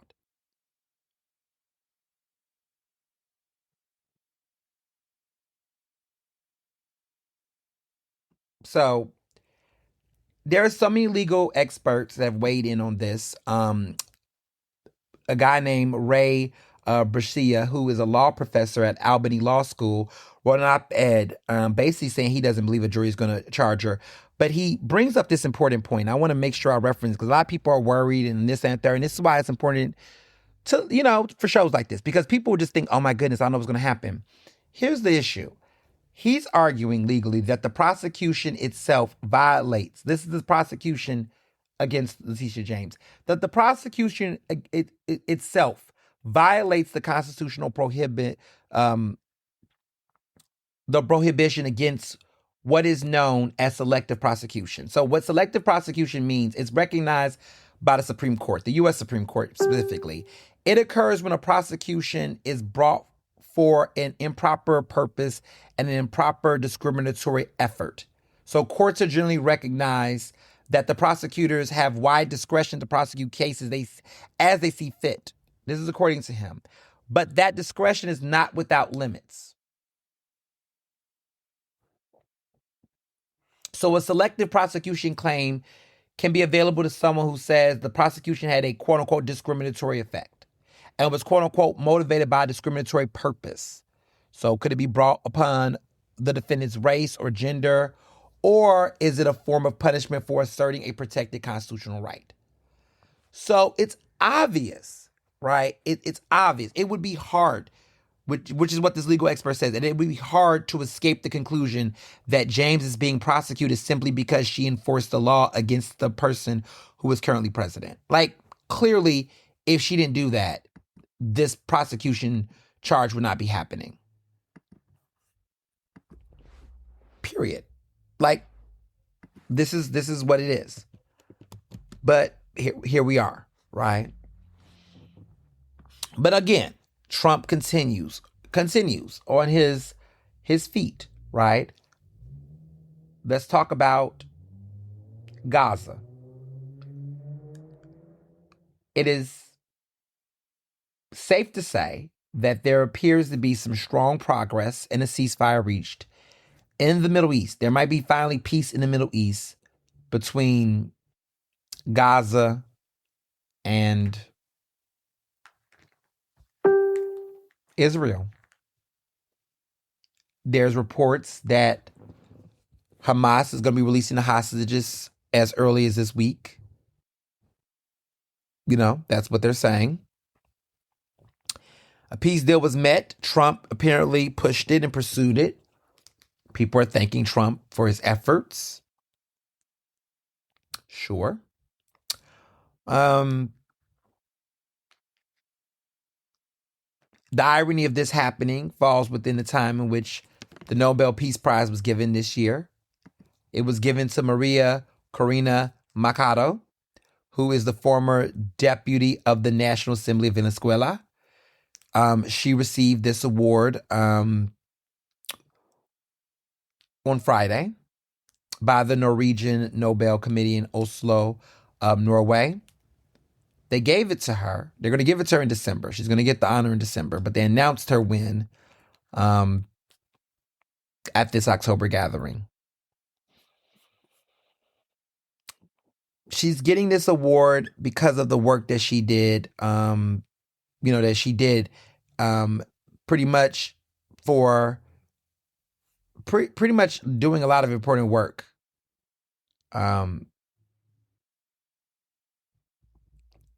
Yeah.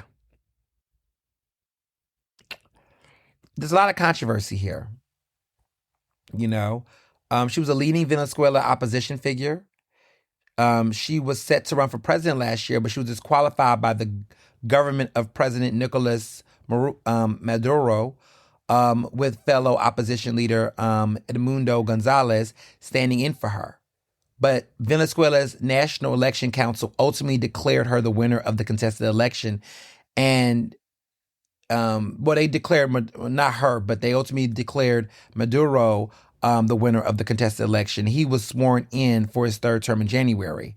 She voiced support for U.S. sanctions against Venezuela and other efforts to topple the government. She aims to privatize the country's state oil industry and, has praised right-wing Latin American leaders, including Argentina's, Javier Milei and El Salvador's Nayib Bukele. But it's interesting because the Nobel announcement comes even though he's been, openly campaigning for the award.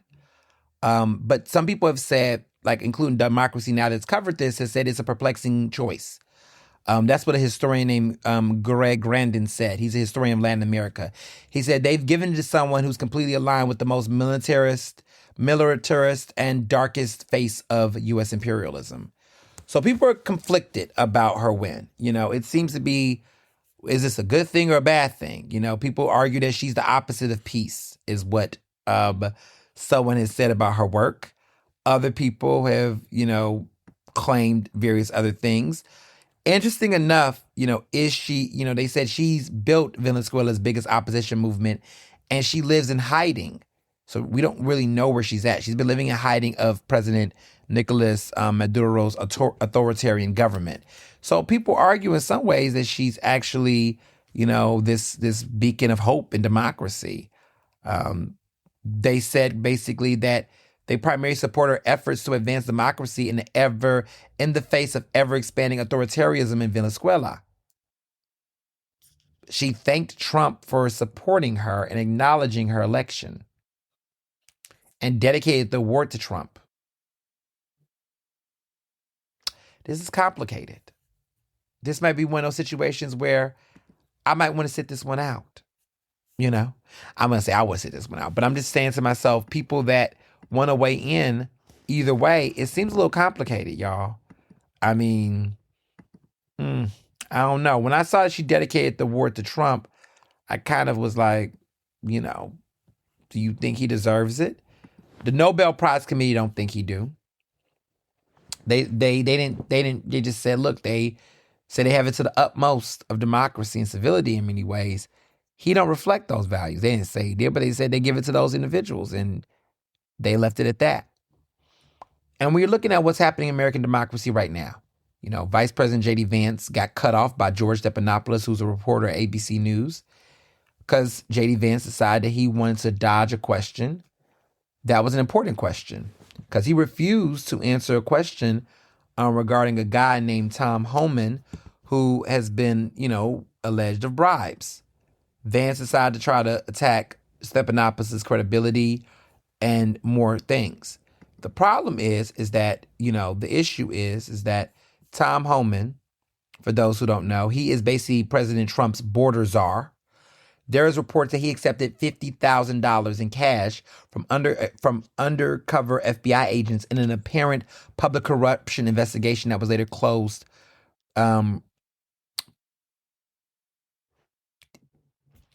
It's interesting. Most federal sting operations, according to the New York Times, follow a familiar sequence, right? Undercover agents set up a staged scenario and transaction, then make an arrest and document what took place to show a judge. But public corruption experts and former prosecutors who have built cases off of similar operations said that if he remains in possession of the money as a top official in administration, even without criminal charges of conviction, there would still be few avenues for the government to seek the return of the cash. But the government would have to be willing to use them. Interesting. He didn't want to talk about it. The vice president did not want to talk about it. And so George Stephanopoulos, while he went on that rant, he was like, okay, we're moving on. You cannot condescend and just continue to, yeah,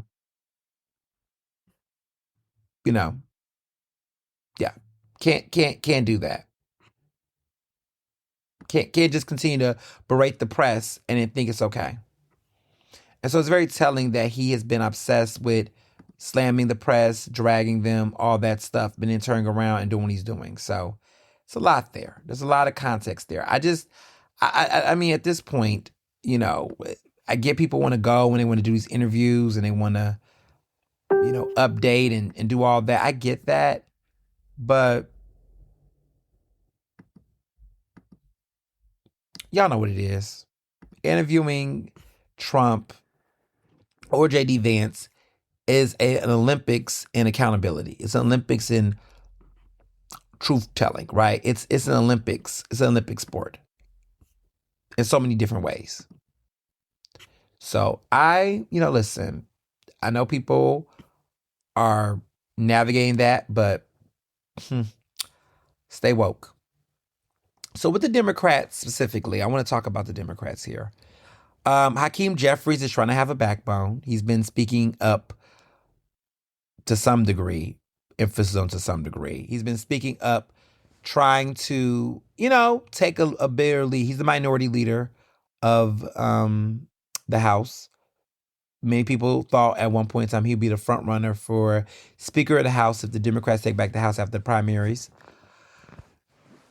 I'm not too sure of that now. I'm not too sure because there's a lot of interesting things happening. There's a lot of speculations about these races. There's speculation that of a mentee or a supporter of Mondani that is in the New York City Council, or they call it Assembly. Um, he wants to go against. He potentially has interest in going against Hakeem Jeffries.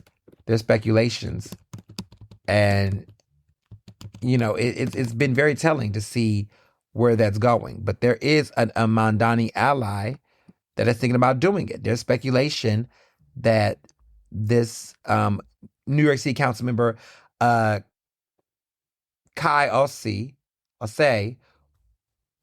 basically is privately discussing a run against House Minority Leader Hakeem Jeffries. This was reported, there was a scoop by Axios. He's a young guy. He's a Gen Zer. There's speculation that he might do it. He is a darling of the progressive media. Progressive media love him. I mean, the GQ has showcased his personal style. New York Magazine is talking about him on web series. The New Yorker has featured his own living room. Like, he's like popular. He's a very popular guy. He's gay. He's a black queer man. But he's got a certain type of swagger that might actually make people give him a serious look. He's 27 years old. His birthday is March 18th.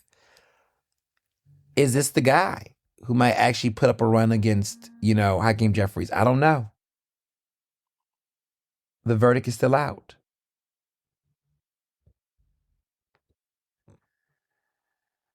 So we'll see.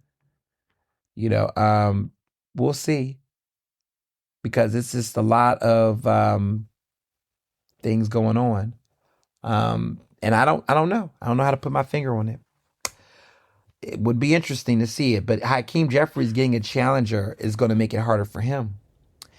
A lot of these congressional races are getting messy. I will start with Isaiah Martin. He's running for the congressional race in Houston. Everybody is really going after him. He's that is that Sheila Jackson Lee seat. She passed away. She ran for mayor of Houston, and that was a failed race. Her seat is now, she passed away. Isaiah Martin is running for Congress. The race he's going against Christian Menifee. And also Jolanda Jones is another one running.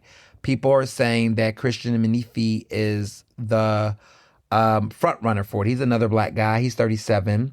He is running. He is currently serving as the county attorney for Harris County. He was the youngest person and first black person to serve as the Harris County attorney.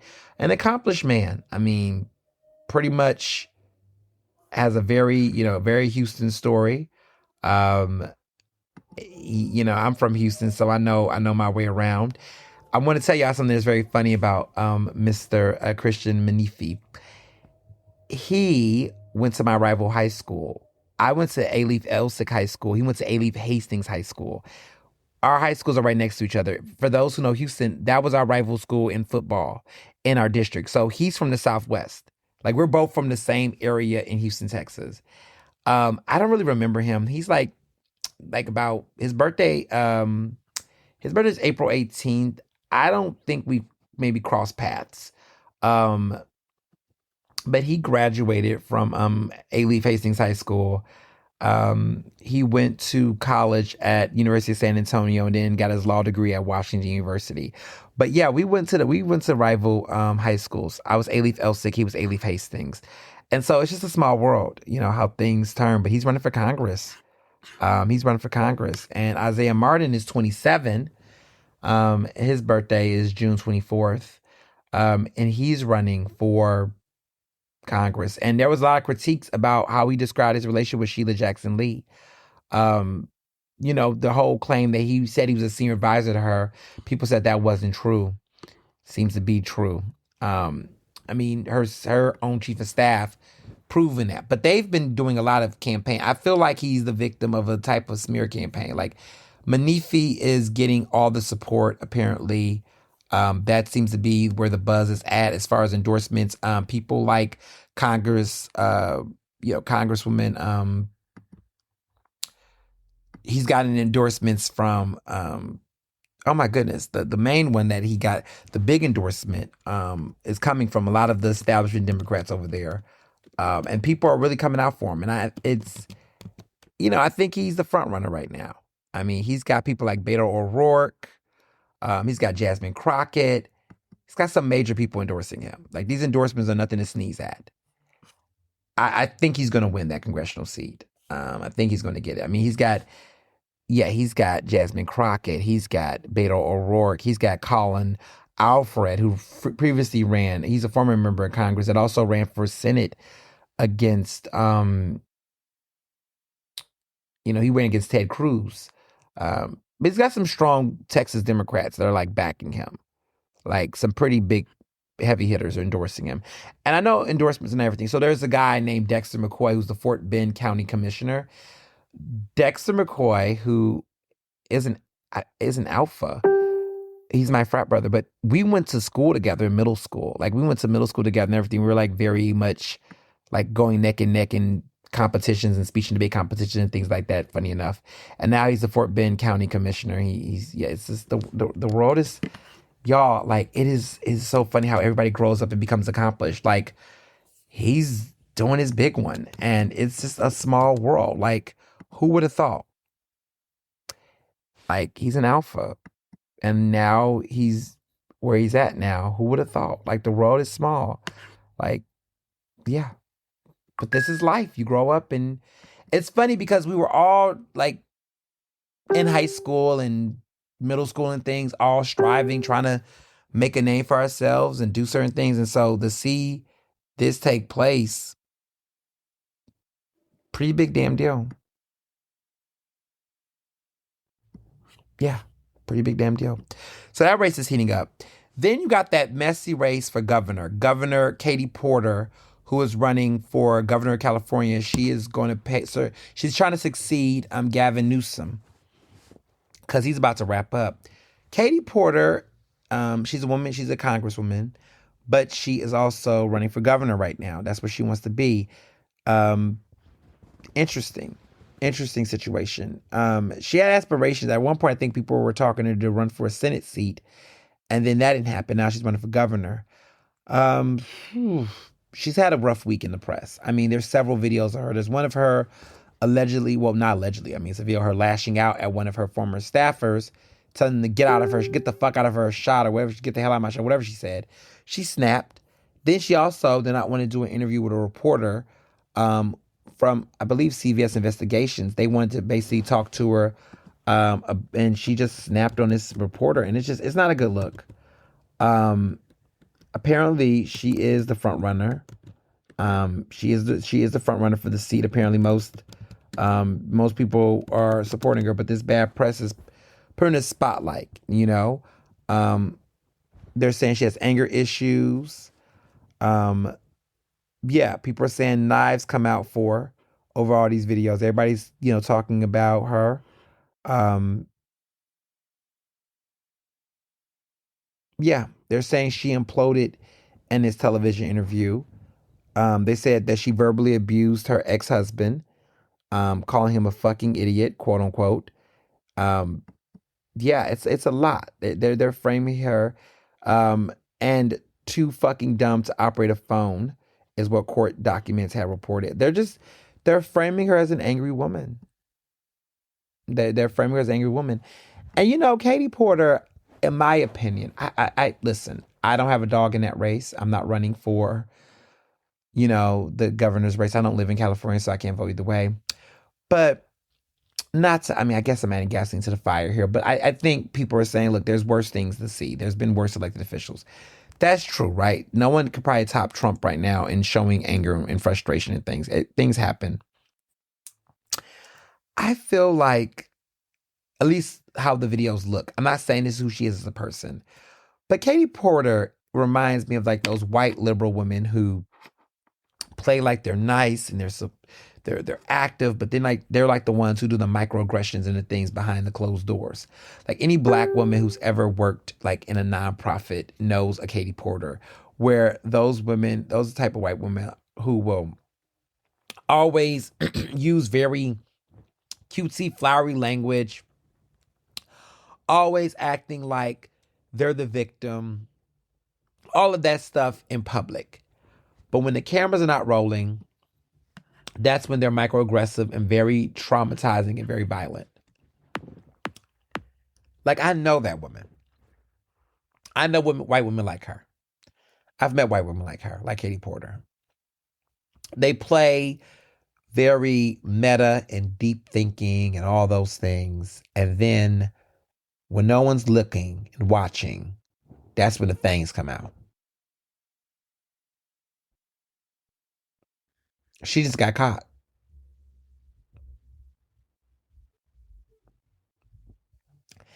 There's so many people that lack awareness, self-awareness. And I think that is one of her biggest. I don't know. She just needs. I mean, I don't know if it's a thing it's going to kill a campaign. There's too much at stake to be worried about stuff like these videos. I feel like a lot of this stuff is like, yeah, you've hot mic'd and caught something, but I don't really find it to be a smoking gun. I mean, it's not like she was, talking about, on camera talking about sexually assaulting someone. I mean,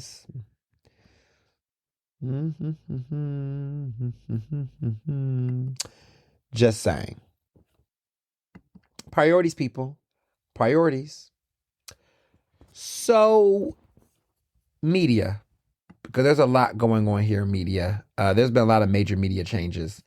Um, there's a lot of stuff shaking up the media space altogether. For starters, Bari Weiss, or you know, she's the editor in chief of CBS News. Yeah, I don't, not a fan of this decision. Um, people are saying that, she quite basically she said she apparently they said she's going full Elon Musk. She demands CBS News staffers to tell her how you spend your working hours. She wants to know a lot of things.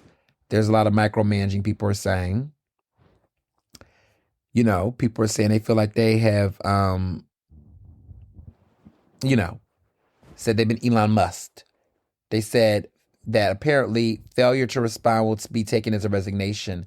That is what, the Tesla CEO, um, Elon Musk, had told his staff in February.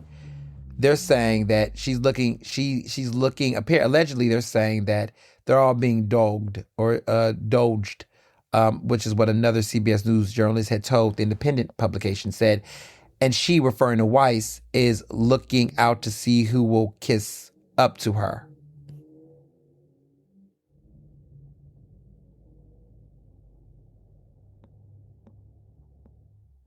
Yeah.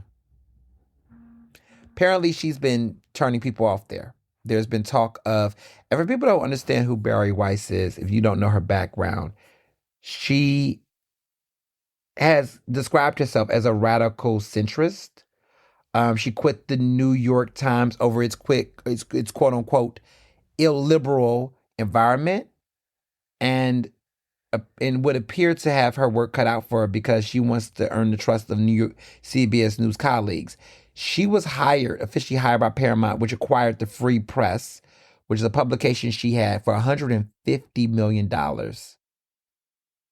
And a lot of the network staff had expressed their trepidation over her lack of experience in broadcast journalism and also her extreme ideological viewpoints from them, Um, they said people are using words like depressing and doomsday, feels like some sort of doomsday. People are literally, quote unquote, freaking out over these changes. Like, a lot of people are upset.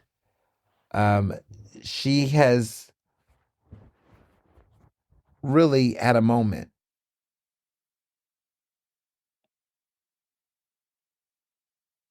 Yeah. There's a possibility that Gail King might even be losing her job potentially. There's been speculation that Gail King won't last that long on the show. Could see herself pushed out the door allegedly based on her massive paycheck, because they really do want to slash payroll. They do want to cut the heavy spending. They do want to cut some of these platforms.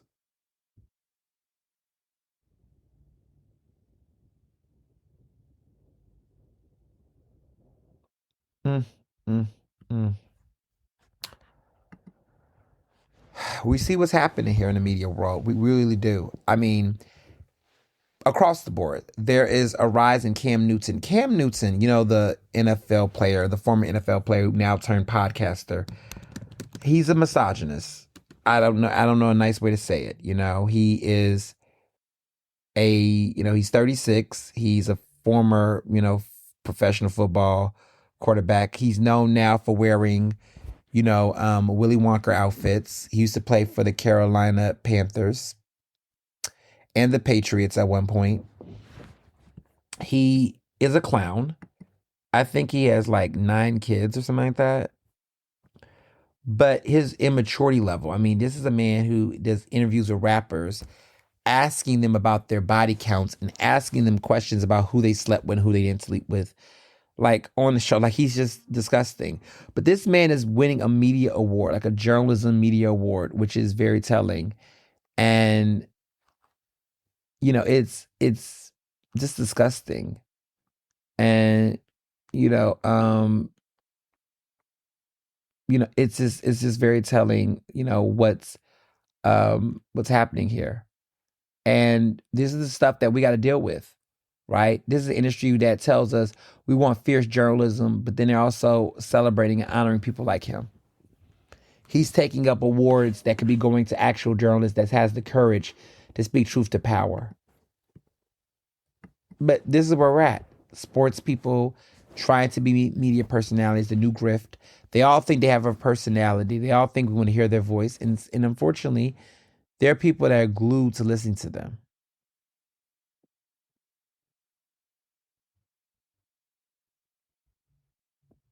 I mean, that's what we're dealing with right now.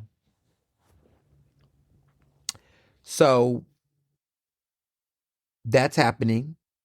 Trash media is continuing to go. Native Land Podcast, now Bakari Sellers on there. So it's now Tiffany Cross, Angela Rye. Also, another one that is very telling. You have, I'm like thinking about all of these different, Tiffany Cross, Angela Rye, now Bakari Sellers, and they also have that guy who ran for governor. That's been, it's been interesting, that whole ordeal, because not necessarily a fan, but Andrew Gilliam is now on the show. So he's been on the show, but now they've added Bakari Sellers, which isn't, in my opinion, doing much for that show. I don't really listen to it. I just find it to be a bunch of political hacks that are like now taking up space. Now, Tiffany Cross, I do admire Tiffany Cross. Bakari Sellers, I just don't know what he adds to the show. I mean, Tiffany Cross is like the only journalist that's on the show. I just find there to be a lot of performativeness with them. I'm not crazy about them. I know people like them and listen to them, but I just wish people understand that so much of their voice is like, I'll say this with all due respect, and I say this to be very, I'll say this. A lot of these people are a part of the current problem with the current Democratic establishment. I would call them grifters, but I'll keep it cute. I'm not going to call them grifters. But there is a level to which you all go down to DC, you ride these black cars, you want to be stylish, you want to put on this whole era, and you all have made so much money and gotten so much attention. Not really, like, you've played all the sides to be relevant. And you've had access to these leaders. You're in spaces with them, you have their number, and you're not like actually confronting them on these issues. You're not telling them to do better. You're performing.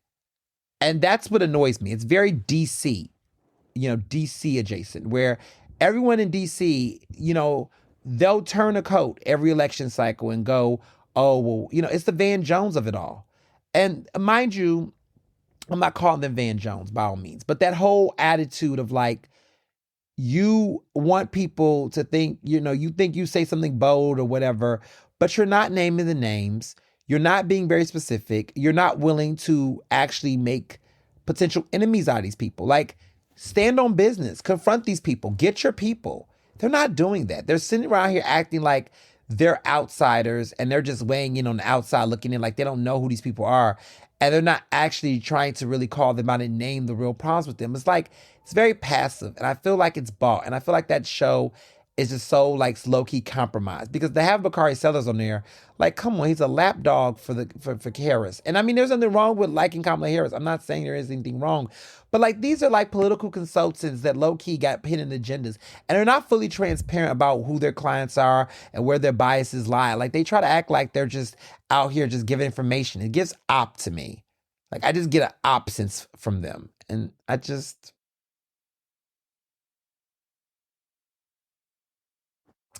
yeah, I don't trust it. I don't trust it. But people will sit up and act like, you know, I'm that. But it's like, no, these people go out, take selfies, eat dinner, do all those different things, and I'm like, I just come on. You know what I'm saying? Come on. Like, let's be for real here. So it's a lot of BS. It's a lot of cap going on. And I've noticed it for quite some time. And I just it's bullshit. Plain and simple. So now there's a scandal with AI. Open AI Sora. Y'all stop playing with that AI shit. Leave it alone. Get rid of it. Don't play with it. A lot of y'all are playing with it. That Jake Paul situation of Jake Paul coming out, the video of him animating him, making like he came out. He was a good sport, right? Jake Paul is not my favorite person in the world, but the way in which he handled it, was top tier. He mocked it, right? But the fact that they're getting to the point where they're making this kind of content and it's confusing people, like, I mean, I knew Jake Paul didn't come out, right? But the fact is that these are weird. There's that video of MLK. There's that weird video of Biggie and Tupac having a TEDx talk or some TED talk or whatever. Like, there's a lot of these weird AI videos and technologies. And I was like, I thought this was supposed to cure cancer.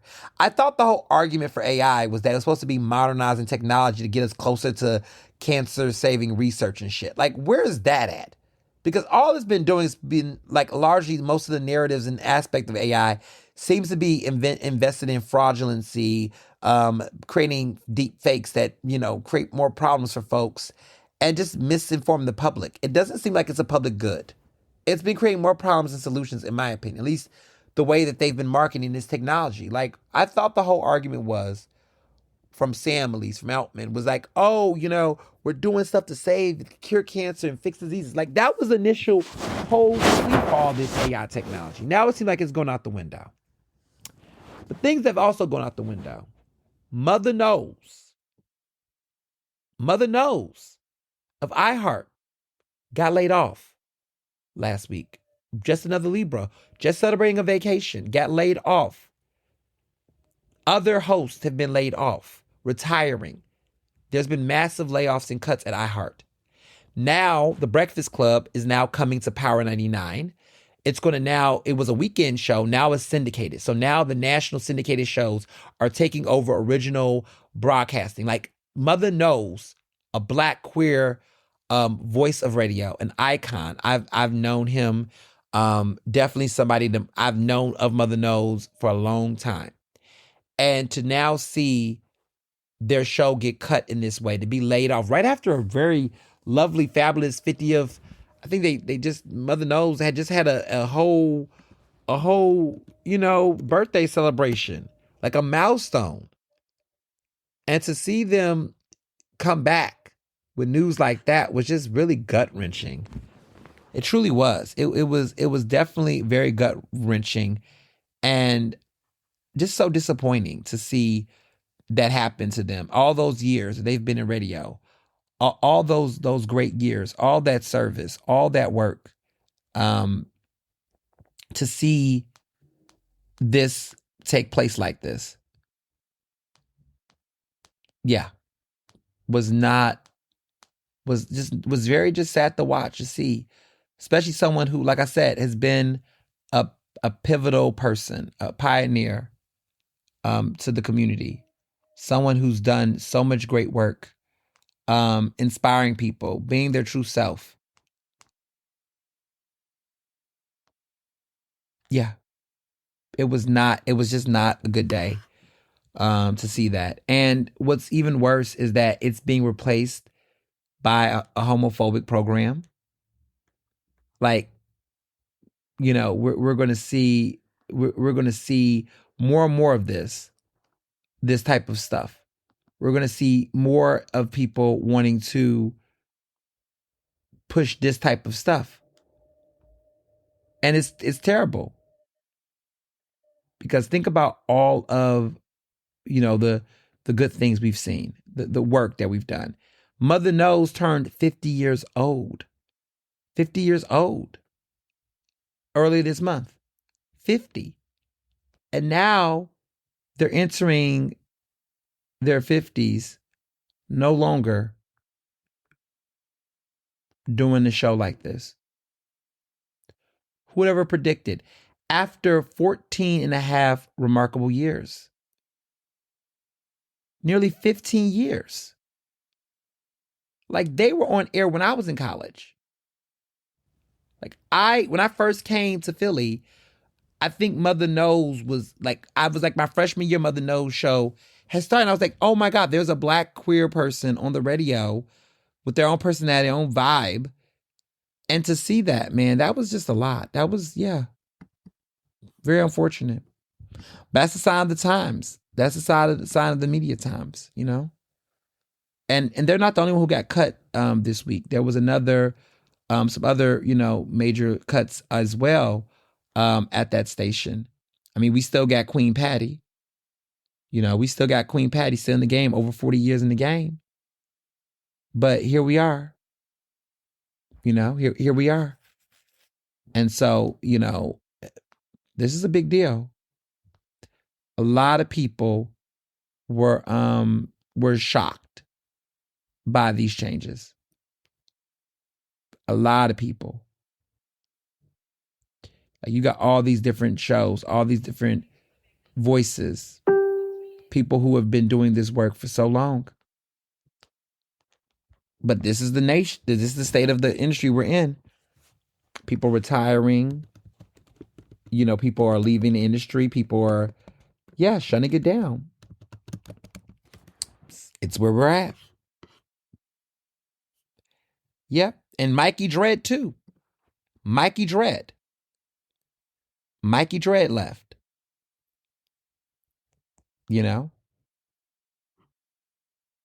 So it's the state of the industry. Even Mikey Dread is gone. And Mikey Dread was there for 30 years at Power 99. And now this show is going to get replaced. Replaced.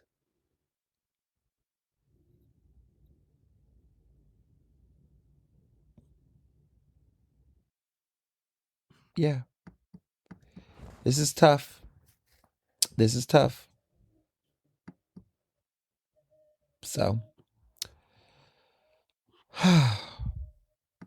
here we are. So, local politics. Let's get into it. Just a quick update on some things. So, the park administration, there's a big update that everyone's talking about. The park administration has let go of one of their staffers, the staffer Hassan, who, basically was accused of accosting or confronting Isaiah Thomas. It was a lot of press about this. And this was the allegation that was made of, this, basically, this was reported by the Inquirer, but there was accusation that Isaiah Thomas launched. It was caught in an email sent to city officials, said, unfortunately, this doesn't surprise me as it is reflective of the treatment I have been receiving from the park administration since June during the budget. Isaiah claimed this, made this accusation that he said that Parker's admin staffers accosted him outside of City Hall and a disturbing interaction. I'm just saying, what's going on? What's going on? This is, and Isaiah Thomas was at this a recent event. What's going on, y'all? What's going on? How is this? How is this happening? This is a staffer. Well, after much talk, he was the neighborhood engagement director, has been separated from the city after this alleged accosting of a council member. So the man's name is Hassan Freeman, and another city employee that he was accused. This was 3 weeks ago. They said at his parking spot outside of City Hall. So Tiffany Thurman, who is Mayor Parker's chief of staff, said that Hassan Freeman has been separated from city employment. This is a personnel matter, and we have no further comment. So that's all they left it at. Isaiah Thomas had sent an email that Freeman and another city employee confronted him in a quote-unquote negative and disturbing interaction. And that took place around 9 a.m. During City Council's September 18th meeting. And this was the email that he sent. Now, there was speculation, right, that there was a lot of speculation that, possibly there was a police report related to the incident that was filed. Mm.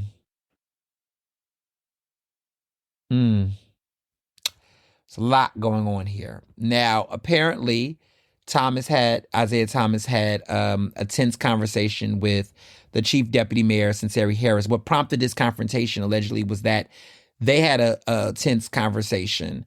And pretty much what happened was that Freeman reports to Harris, and the speculation is that Sinceri Harris allegedly maybe told Hassan Freeman, and that led to him confronting Isaiah Thomas. There's a lot going on here. Well, he no longer works for the city. And a lot of people were very critical about whether or not the park administration was going to actually do something about it. But it seems like they are.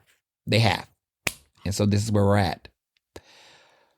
Jersey, this Jack Citarelli and Mikey Sherrill race for governor of New Jersey. Mikey Sherrill is the Democratic nominee for New Jersey governor. She got that opponent, Jack, who's a Republican. They was debating each other. Now he's claiming he's going to sue her over her debate statements that he killed tens of thousands with opioid misinformation.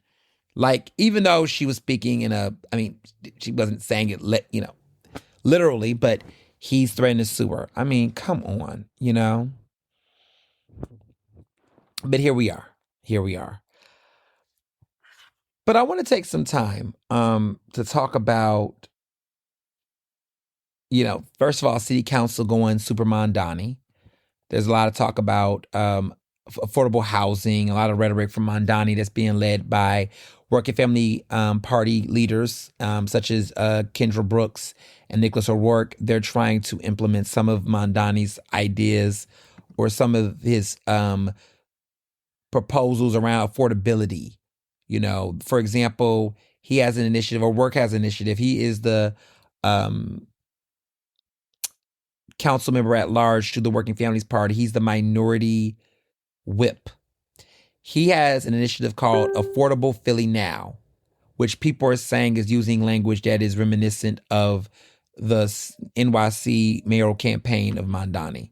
So it looks like we're seeing some of that political voice and change enter the chat. It's entering the chat. We'll see how it plays out and how it spins. But it's very telling that this is happening in so many different ways. We're going to see.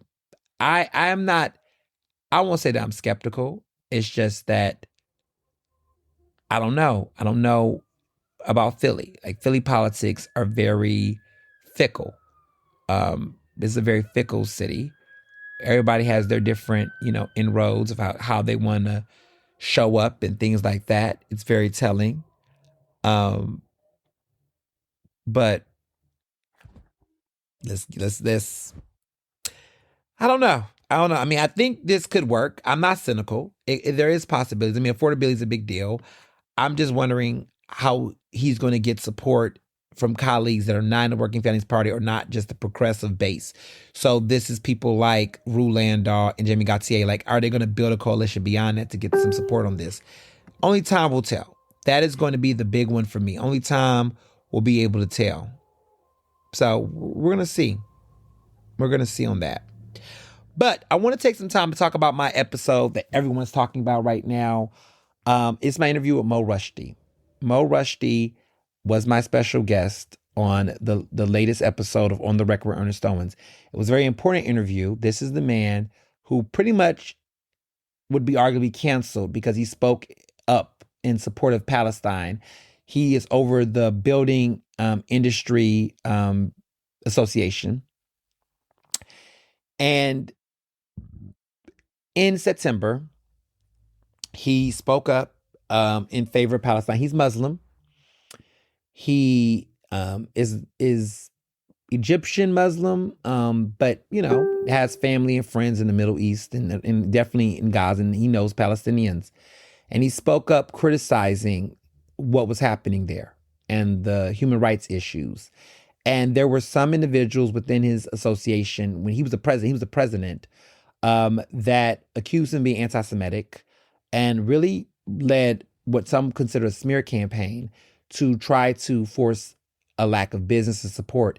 Because of the pressure, because of the criticism, he resigned. He was not forced out deliberately, but the ongoing attacks and the accusations that became a distraction for the work of the association, he just decided to resign. And he knew, speaking up, this would be the consequence.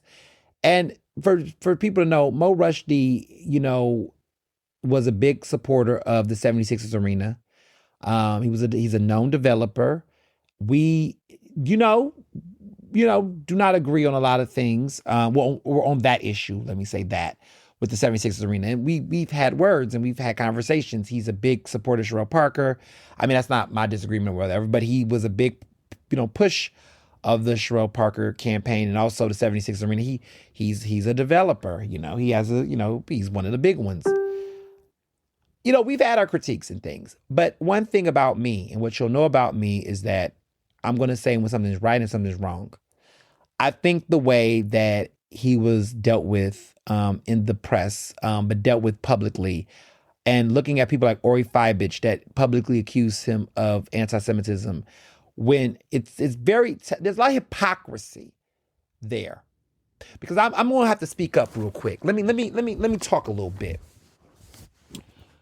It's very interesting that there are people who've been accused of bigotry or been accused of hate that wanted to be given the benefit of the doubt or wanted to have direct clarity. Ori Fibich is publicly accused. Ori Fibich is Jewish, but he's accused, Mo Rushdie of being anti-Semitic and have really gone out his way. Mo Rushdie has been in this building association, has had many Jewish friends, colleagues, workers. His attorney's Jewish. He has been very much in this association and has been cool with these men. And the moment that he speaks out in support of Palestine and was critical of Israel as a governing, not the Jewish people, not Israeli people, but the government, the prime minister specifically, Bibi Netanyahu, they're all of a sudden, because he speaks out in this way, he's now being labeled this. And now there seems to be a smear campaign. And none of the people who have accused him, including Orby, has actually stepped up to him and have confronted him and directly told him and had a conversation with him about it. I'm going to put some things in perspective about Ori Fibich. I told that man I had a racist experience by his real estate company. I called him out directly, and that man called me on the phone, and I told him how frustrated I was about what happened many years ago. Some of y'all remember this. When my husband and I were looking for our new place, we have our new place, but before we got there, one of his properties from OCF Management, real estate or whatever, it was a property in University City. We applied to live there. And I actually think I spoke about this on my podcast. Yeah, y'all remember this. This was during the summer. This was during the summer of 2022. This was 3 years ago. I got the tour. The woman, it was very weird. This woman, we said on our application we were married, but she consistently talked about us or talked to us like we were roommates. She was like, we wanted a 2-bedroom, one room for us, and we wanted another room to be like a guest room office space. She consistently kept saying in the interview, the tour was like, oh, well, this is a room for you and this is a room for him. Basically not acknowledged, like treating us like roommates. And we're like, no, so that was weird. We had to apply for 2 separate applications. We did not get to apply as a couple. We both had to do our own individual applications and we both charged individually, which is ridiculous. But nonetheless, everything's going good. Finally, when we get to the process of getting approved, they tell us that we're not approved because we need to get a co-signer within 24 hours to co-sign the lease. And she writes the agency writes back to say, we need to get a co-signer within 24 hours or we will not be able to get approved. Like it will go up to grabbers. And we need to get that. She said specifically, we need to get the co-signer so that they can guarantee that the rent will be paid on time. Y'all, that rent a month was under $2,000. It was, I can't remember, it was like $1,500. It was something like that. Not per us, but the total. I was confused. I was like, first of all, my husband and I have already done it. Our previous place that we lived at, we did a joint lease together. We don't have a criminal record, neither one of us. We've never had an eviction ever. We've never had an issue with our credit scores or any of that. We both have good credit. I thought this was crazy because my brother used to live at the Nest at Temple. I was his co-signer to his place. So my mindset is, how can I currently be a co-signer of a place for my own brother, but I, at my grown ass age, got to get a co-signer for a lease that my husband and I both are applying for? And the way in which it was written to me to ensure the rent would be paid on time, I'm insulted because both of us, like, it was just ridiculous. I went off. I was highly offended because someone had told me that they just said to me, this is what they said allegedly, that Ori Fibage's real estate discriminates, that you can never find any black people in his properties. That this is what they said. This is what was said. I've read stuff online. I did research that his properties have been accused of being racial discrimination, that he's a gentrifier, that he does not really make people live in his properties. Like, he's been accused of these things. And so I felt like I was being discriminated against, my husband and I. And I gave a review that said, hey, this is not a good place. Like, this is not a good firm. Like, the way that they handle people, this is not okay. And so he finds my number. He calls me. He basically begins to tell me, oh, there was confusion. It was this, that, and third. This is, how can I make it up? You can get any property you're interested in without any problems. He would pay the first month rent. They were complimented, but he really was just like trying to be very apologetic. But my whole thing was, why? Like, if I was not Ernest Owens, like if I was whomever, would that been my reality? And it also raised a flag to me that if my husband and I, both degreed black men, 2 black men with degrees who have a great leasing history, have good credit, has no issues, no evictions, if we can't even get a 2-bedroom apartment in University City, if I can't even fucking get that without a co-signer, who the fuck can get a property over there to rent? That raised a red flag to me. Like housing discrimination in Philadelphia, like affordable. It ain't even about affordability. Yo, it's like you could like I was confused. That property that I was looking at had been occupied by college students previously. I think that I was told two Drexel students lived there before we did. So I'm sitting here looking like, why? What? I don't understand. Why am I being held up? So everything about that situation did not sit well with me. And he tried to offer me multiple properties and said other ones that I would be interested in. But I had left the taste in my mouth. And I was like, never again. I will never personally seek to live anywhere owned by Ori Fibich because that treatment, that experience, and then the whole 180 is like, well, damn. It left a sour taste in my mouth. But if I were to run around and tell people that he was a racist and basically accuse him of all these things, if I was to do that to him without directly confronting him, because I did, I had a one-on-one, what would that make me? They would say I'm pulling the race card. They will call me a coward. They will call me sneaky for just doing this behind this man's back. I directly had that conversation with him. Mo Rushdie was never given a conversation for clarity understanding.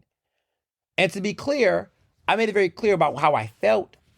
But like the fact that that wasn't given to him, the fact that there are people behind the scenes trying to do this to this man in a very nasty public way was very telling.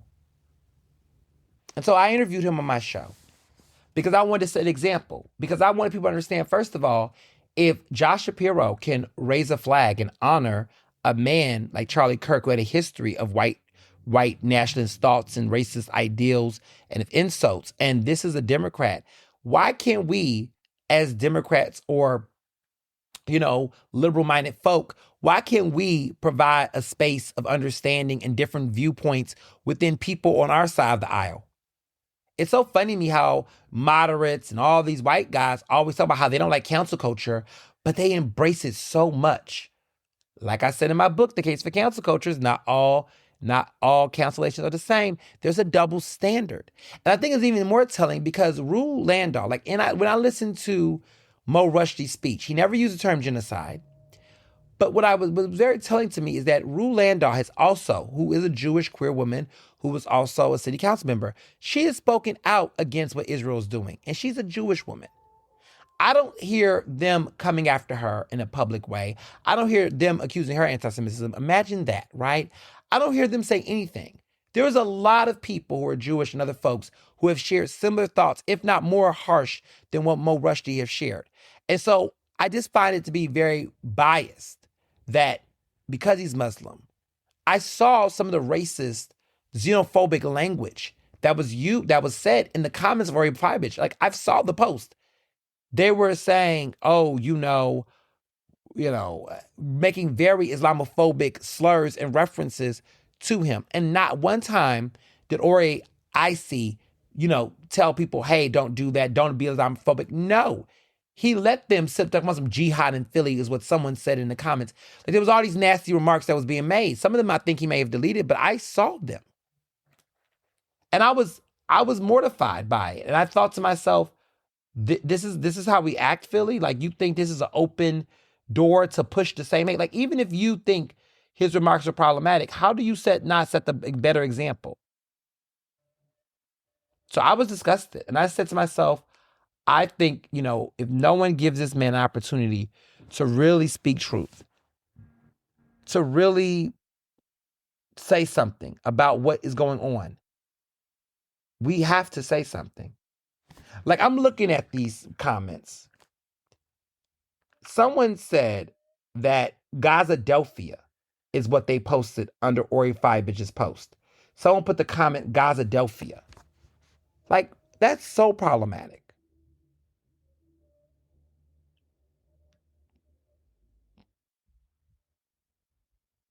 Yeah, and people are calling him a piece of shit.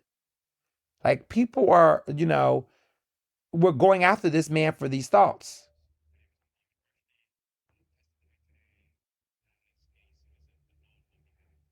even people, trying to target him in a racist way, ask the question, did Isaiah Thomas give him the opportunity to do this? Why would you say Isaiah? It's public testimony. Why would why would you specifically target a black man that's elected and say, did he do it? Why was there assumption that he would do it? So it's a lot of racial tropes in these comments and in this narrative. And again, Ori Fibich resigned from the Building Industry Association's board and withdrawn his membership from the organization, which clearly was with the intention to draw attention to it. It just was not good. This is just very concerning to me. And so I interviewed Mohammed Rushdie to get from to share his story. He did.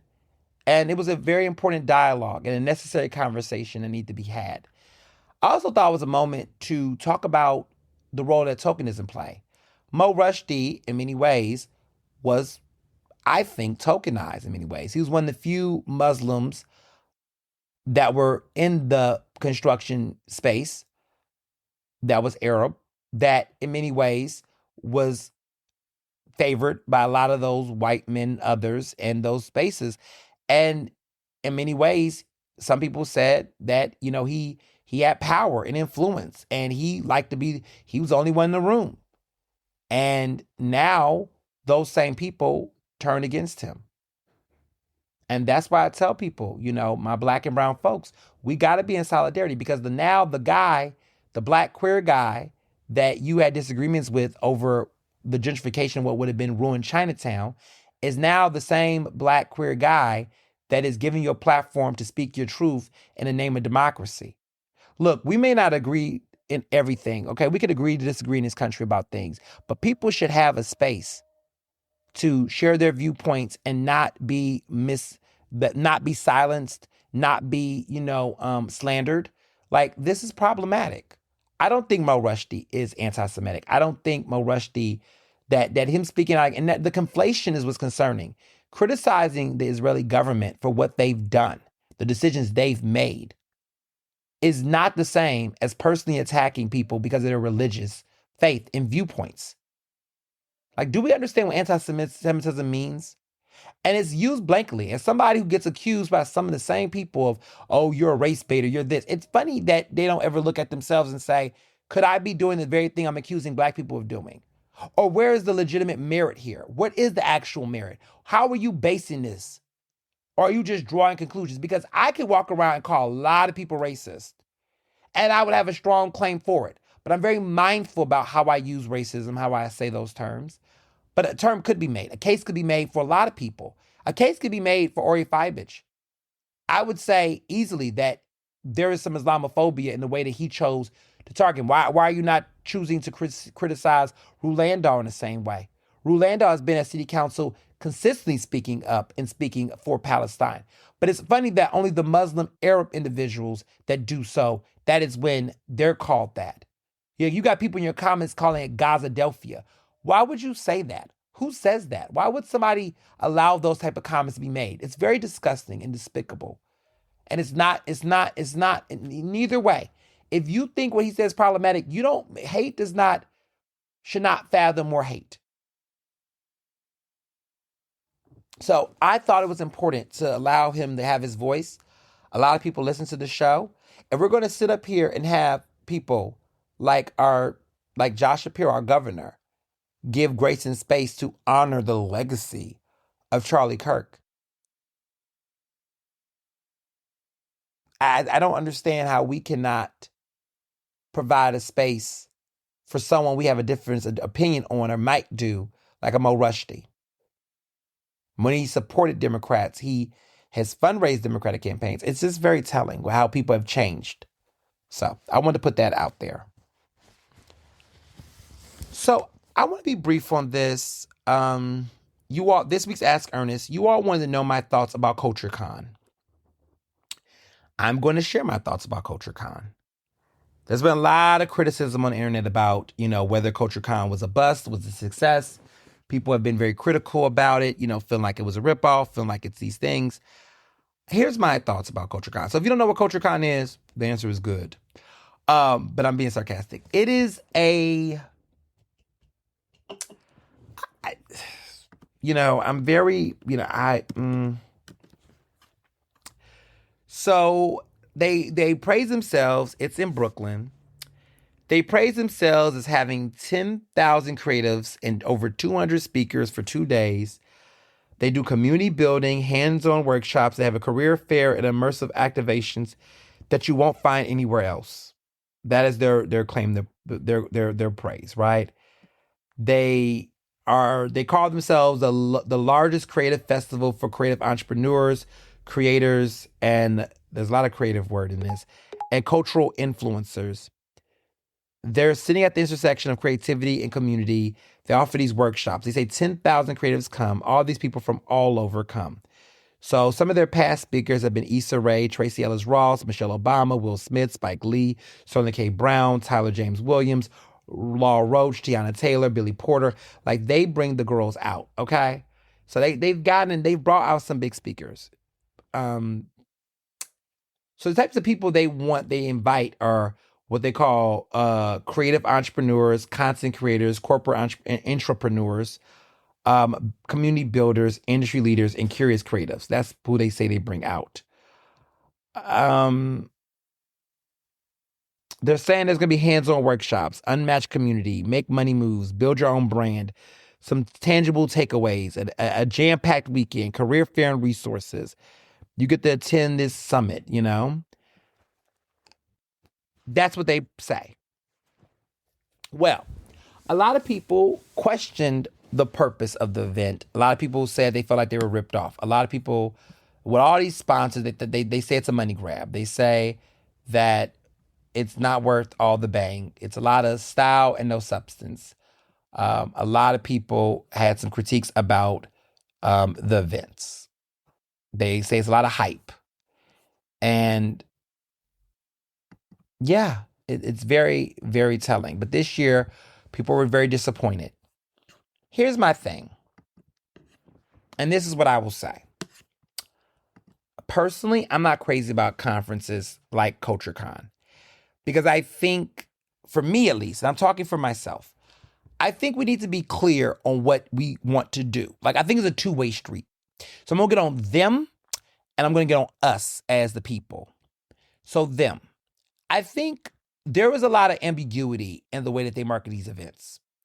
There is a lot of what I call universality, where you want to make it so appealing and so universal to so many people that you want to fit everybody under a big tent. Having all those types of careers and having only a 2-day gathering that's centered around, let's be clear, celebrity speakers is,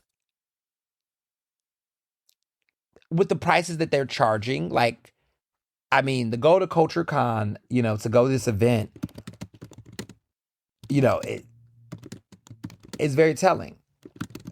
I'm going to tell you the price right now because I've heard mixed reviews. But to go to it, it's like $200. The VIP after party is $60. A single day admission is $105. But basically, you'll be paying $260 for 2 days to go. And I don't know if that includes food or beverages, but 10,000 people going, that's a lot of money.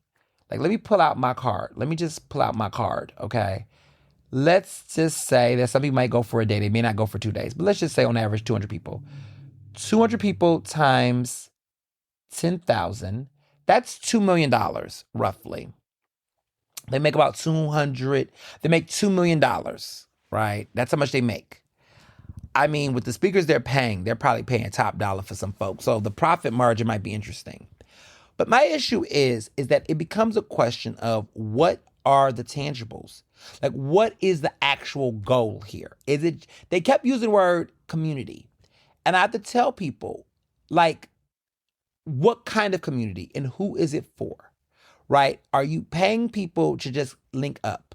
Like, we got to know what the expectations are. And I think that just even looking at his website, it seems to be very vague on what they're trying to deliver. And it's very, like, not concrete.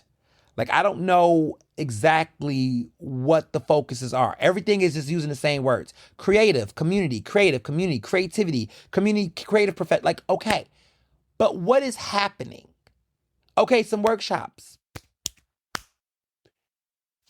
But what kind of workshops? Like, I've heard from people that have gone that it's like a lot of motivational talk.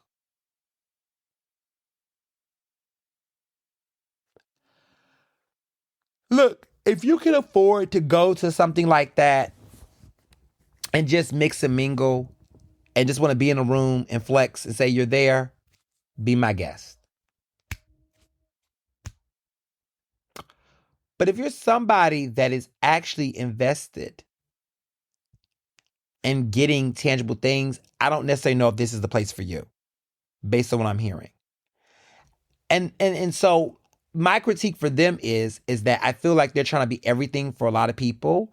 And they're being vague at a time where, listen, a lot of people are not going to conferences and conventions like they used to because of this economy. So if somebody invests and decides to go to your shit, you got to be ready to, have the budget, you know what I mean? To have the resources. And you got to know what you're getting and what you're trying to get out of it. And so I think, to me, that seems to be the real issue here, in my opinion, with them. Now, let me get to the guests, though. Let me get to you attendees. Some of y'all got these high expectations, but y'all should look at the actual page and website. I did. That's why I don't go. If I was invited to be a speaker or something, I might show up. But then again, I'm not pressed because I like to get tangible things. When I did the Millennial Media Diversity Convention, I was very intentional about what this was, who it was for, and what it was for. Okay? So that, what I was providing too, very clear. Y'all got meals, parties, open bars. I didn't charge y'all extra after parties. All of my speakers, y'all knew who they were. They weren't Will Smith and Issa Rae and them, but we asked some people in the community. It was local. It was for people under 40. It was for people that was either going through the media relations track or the journalism track. I didn't bring everybody together and try to get everybody to be on the same page. We had different directions, and we fed you all, and we gave y'all headshots. Y'all walked away with resume reviews and business cards and the job fair was curated for your interests and opportunities. Like, it was very intentional. And I think events like CultureCon lacks intentionality because they want to make as much money as possible. But what ends up happening is people go and then they feel underwhelmed. But this goes back to you, the consumer. Do you have a game plan on what you're trying to achieve? Do you know why you're going to the event? Do you know who you're trying to see? Do you have a concrete map?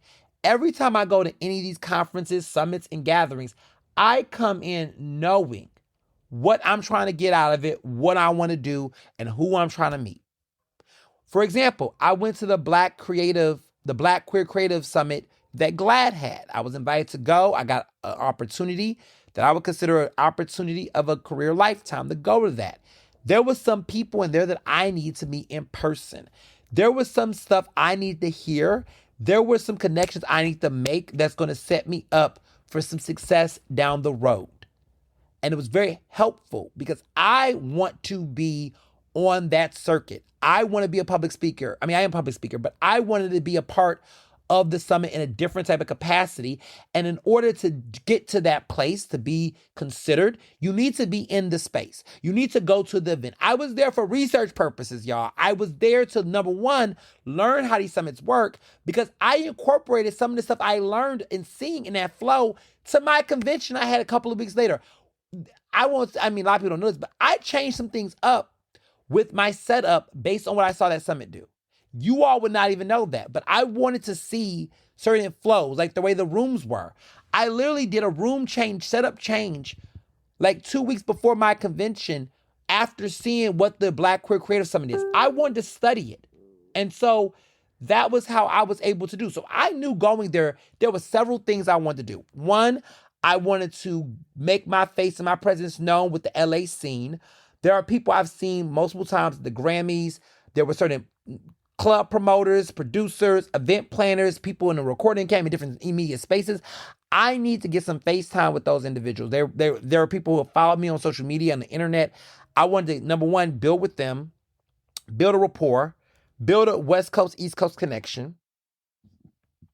I did that with several people I needed to. Because I'm coming back, it's going to be Grammys weekend again. I'll be back again in February. I want to build some connections, some relationships so that when I come, I don't have to worry about getting on a list to an event. I don't have to worry about, having to hit somebody up and go, hey, big head, I'm in town. Is there room for me? I don't got to worry about that because I'm already in the system. That was what I need to do. I need to build those relationships in person for things I want to do. Second, I wanted to be able to see an event like that because I need to know how I wanted to incorporate those event planning skills into mine. That summit was very, very well done and well executed, and I wanted to know how things like that can be pulled off. So I learned some things on event planning. Third thing was I wanted to be in space with other Black queer people doing this work. Like, I was so in awe. I wanted to find people that I can promote and amplify. And I wanted to collaborate with some of them. So there's some podcasts, some media projects that I'm going to be doing in the next couple of months where you all might see me and say, oh, Ernest, I know this person. I didn't know y'all was going to do a collab. I know y'all was going to be on each other's podcast. Like, it's stuff like that where going to events like that, that's how collaborations build. So it was great to meet these people in person, let them know what I can do and how I can help them. Reciprocity is important, and how some of them can help with some of my projects coming up, because I got some things coming up of my own. So that was important. So there's going to be a lot of collaborations. And lastly, I just wanted to actually be in the room and get an opportunity to grow. Like, there was a lot of great programming and some really great career advice that I heard from other Black queer people that look like me, come from some spaces as me, and going through certain roadblocks and hiccups and things like that. Folks that have had adversities. I wanted to be around people like that. So that was helpful for me to navigate and be empowered. So it was a great time. But again, I knew what I wanted before I walked in. So that's why when I showed up, I came to slay. I wasn't lost in the sauce. I wasn't confused on it. I didn't let the conference or that summit tell me. I told them. So it's a two-way street. That's my feedback on CultureCon. For me, I don't know if it's worth it. I don't really know if it's worth it.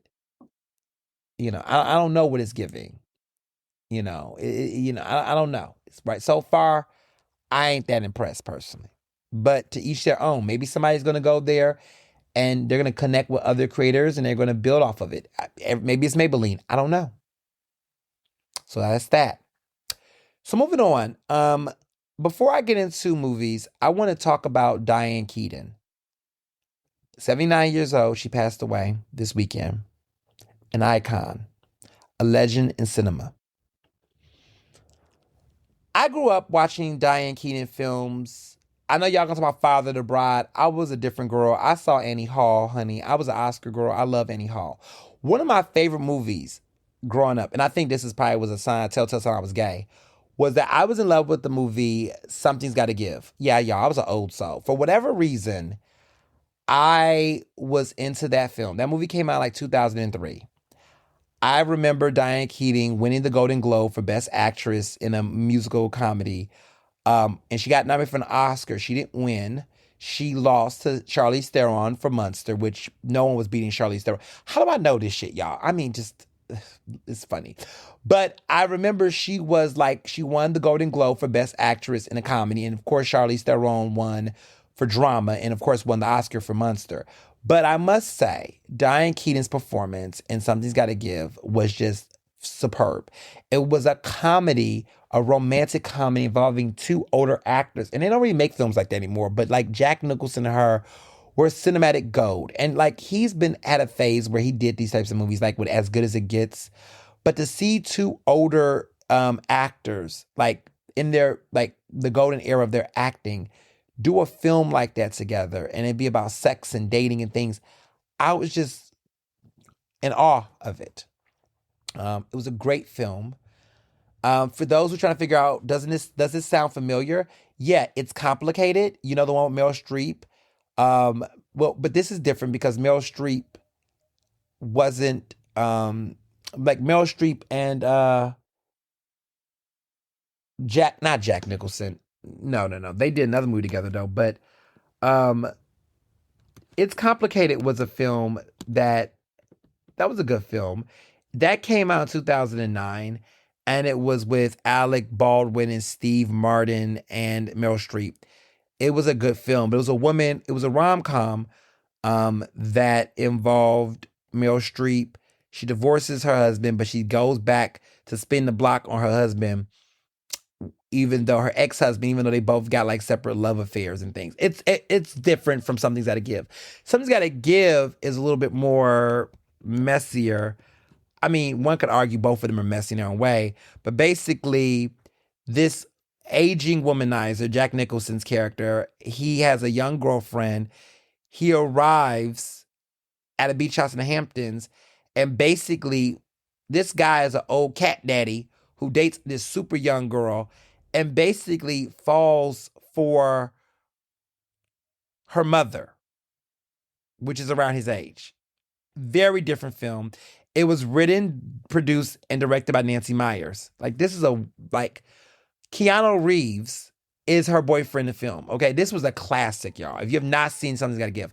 But I grew up watching that film and just was in awe. I don't know why I'm so gay. Like, I cannot, these are white folks, old folks at the Hamptons. But that's the power of cinema, where a film, whatever the personalities can, I don't know why. I don't know. I just have to say I'm gay. I don't know what it was about that film that just resonated with me. I don't know. I just had experiences. Like, I was setting the life for myself. But she is just an emotional woman who's a dramatist. You know what it was? I saw her at keyboard just typing away and just being emotional. And I'm like the writer in me at the time. And like, I don't know. But it was such a great film. And I highly recommend it. A classic film. Yeah, that was when I was like introduced to Diane Keaton formally. And then I went back and watched her other films. Annie Hall, which she won the Oscar for Best Actress in. It was in the 70s. It was a Woody Allen film. But there's another movie by her that came out in the 90s. And it's called Marvin's Room. And it starred a young Leonardo DiCaprio and Meryl Streep. And it also had Robert De Niro in the film. And Gwen Verdon, who was in Chicago. That the original play. She is heart-wrenching in that film. It's a woman who is, it's the son is acting out. Leonardo DiCaprio is much younger. A lot of people had different thoughts about it, but basically, Meryl Streep and Diane Keaton, their sisters, they were basically estranged for 20 years because of their different personalities. They're like night and day. But basically, she comes to Florida to care for their ill father, and then basically Meryl Streep moves to Ohio to get married and have a family. But basically, Bessie, who was Diane Keaton's character, finds out that she has leukemia and needs a bone marrow transplant. And pretty much that puts Bessie's prognosis and Lee's troubled son, which is Lee is Meryl Streep. Lee has a badass son, Leonardo DiCaprio, that creates an unexpected family reunion. It brings them together. This movie came out in 1997. Leonardo DiCaprio was a badass kid, cutting up, and it's a lot. It's a very emotional, emotionally tugs at your heartstrings type of film. Leonardo DiCaprio did some great work in it. It was another great film by Diane Keaton. She won some awards. She was nominated for Best Actress, and she, was nominated. And yeah, it was a great performance. Her and Meryl Streep were great in the film. Actually, they both had gotten various nominations and things of that nature. But yeah, Diane Keaton was great in that film, and just knowing how she passed away and was coming out in the press, it is very, very sad to hear. But I'm just keeping my thoughts. Yeah, yeah. So, to the box office. There's a lot of things that went down with the box office. Let me just say that Kiss of a Spider Woman is out, and it ate. It ate. It ate. It ate, y'all. It ate. Now, it didn't slay at the box office per se. It did not do that good at the box office, but the film itself is getting rave reviews for Jennifer Lopez. I've been told y'all that Jennifer Lopez brought the fire. Y'all was trying to play with the girl. Um, the number one movie at the box office right now is Tron Ares or Airs. Um, it disappoints. It made 33 million at the opening weekend. It's a Disney film. It falls short of expectations. It is number one at the box office, but it didn't do what everyone thought it was going to do. And then Roofman, which is this Jeffrey Manchester, it's like a retelling of Jeffrey Manchester's 2004 prison escape and subsequent hiding in the Toys R Us store, which is apparently based on a true story. It finished at number two, and it only made 8 million. One battle after another came in third place. It's still going strong.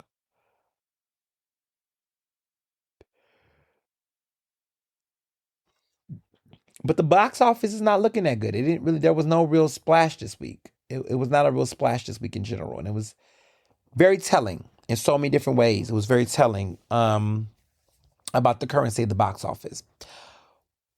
But let me get to the Kiss of a Spider Woman. Great film. I like it, but y'all don't like musicals. A lot of people don't like musicals. I don't know why, but Jennifer Lopez, listen, the woman, look, we could talk about her singing, we could talk about everything else, but the woman can act. And listen, she does a good job. This was a great performance. I have no complaints. I have no complaints. I think she is definitely gunning. There's been a lot of press about her and Ben Affleck. Ben Affleck was one of the financiers for this film. He was on the red carpet with her. They're all smiles after their second divorce. They got that Elizabeth Taylor, Edward, that Elizabeth Taylor, Burden type of relationship. They were like always, in love, and one moment they're together, one moment they're not, it's all that Richard Burden, I'm referring to Elizabeth Taylor and Richard Burden kind of relationship. Who's Afraid of America? Who's Afraid of Virginia Woolf is one of my favorite classic films. Talk about a cast. Oh my goodness. Everybody in that film. Everybody in that film. Elizabeth Taylor. Look, Butterfield 8. We won't talk about that film. That was. But Who's Afraid of Virginia Woolf? Probably one of the top 10 best actress performances ever. But I digress. I think this is one of J-Lo. This is J-Lo's best performance since Selena. I did like her in Hustlers. But I think Selena is her best performance, her best film role ever is Selena. This is her second best.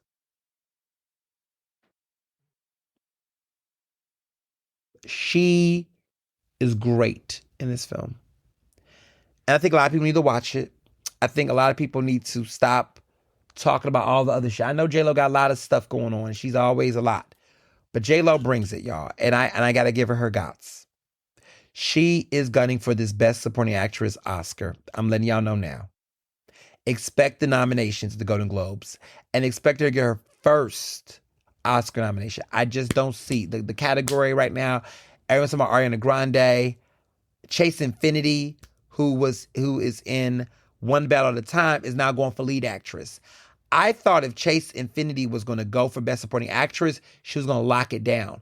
Now I feel more and more like it's going to be J-Lo now.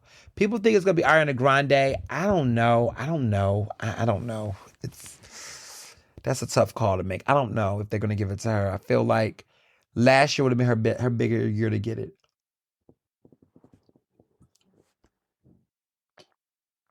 I don't know. I just feel like I don't know. I think last year would have been her best year to get it. And the fact that she didn't, I don't know. I mean, Zoe Saldana won for Amelia Perez. Given how unpopular Amelia Perez was as a film,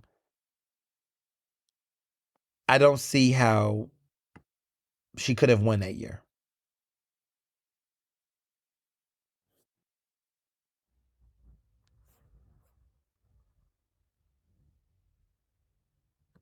So we'll see.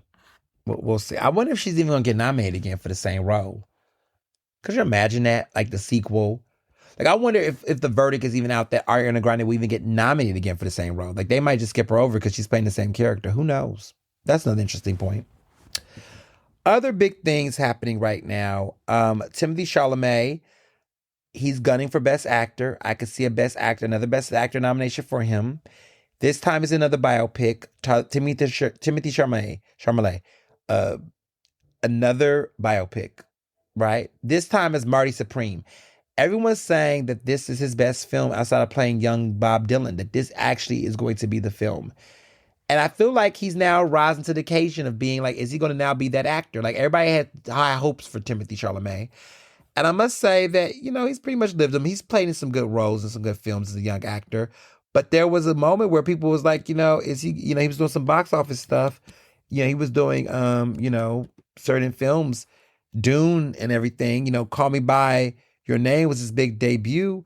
A Complete Unknown, he got another Oscar nomination. People was waiting for his big moment. He's 29 years old and he already has 2 Oscar nominations for lead actor. And here's the thing, December 27th, he's going to turn 30 later this year. There is a strong chance that he'll be 31 with 3 Best Lead Actor Oscar nominations. So I guess we did call it. I mean, in 2017, he got a Best Lead Actor nomination, which was his breakthrough role. So I mean, look, maybe Timothy Chalamet he might be the next Leo. He has started some great films. I mean, he's started some great films. He's in Little Woman. He's been in some roles with some heavy weights. And so he's been pulling his own weight too. So I gotta say that there is something to be said for this performance. I mean, he's 29 now. Let's see. That movie came out in 2017, 8-year difference. He was like 21, 22 years old being nominated for Best Lead Actor in a Film. It's not bad. So, yeah, he was coming hard. And I think now that he's about to enter his 30s, he's in his upswing. Like, now we're starting to get the Timothy Chalamet that everybody's been talking about. So, yeah, Marty Supreme looks very promising. I've heard good things about it. It's a tennis role, a tennis star, but everyone's saying good work about it. Now, there is a movie that people are talking about called Jay Kelly. I got thoughts about Jay Kelly. People think that Adam Sandler is going to get an Oscar nomination finally for the role as a supporting actor. But this is a film that's being led by George Clooney. People think George Clooney might get nominated. It's a coming of age comedy drama type of film. Greta Gerwig is in it. Basically, he's a famous movie star and he has a devoted manager named Ron, who is played by Adam Sandler. And they embark on this unexpected journey through Europe and they confront choices they've made in relationships. It's one of those type of films. It's supposed to be coming out in November. It's a Netflix film. It's going to be coming out December 5th. Some people like it, some people don't. A lot of people are praising Adam Sandler's performance. He might get a nomination. I've heard mixed reviews about the film itself. What I will say is that George Clooney is typecasted as himself. George Clooney is one of those actors that I feel like struggles to really create a different character.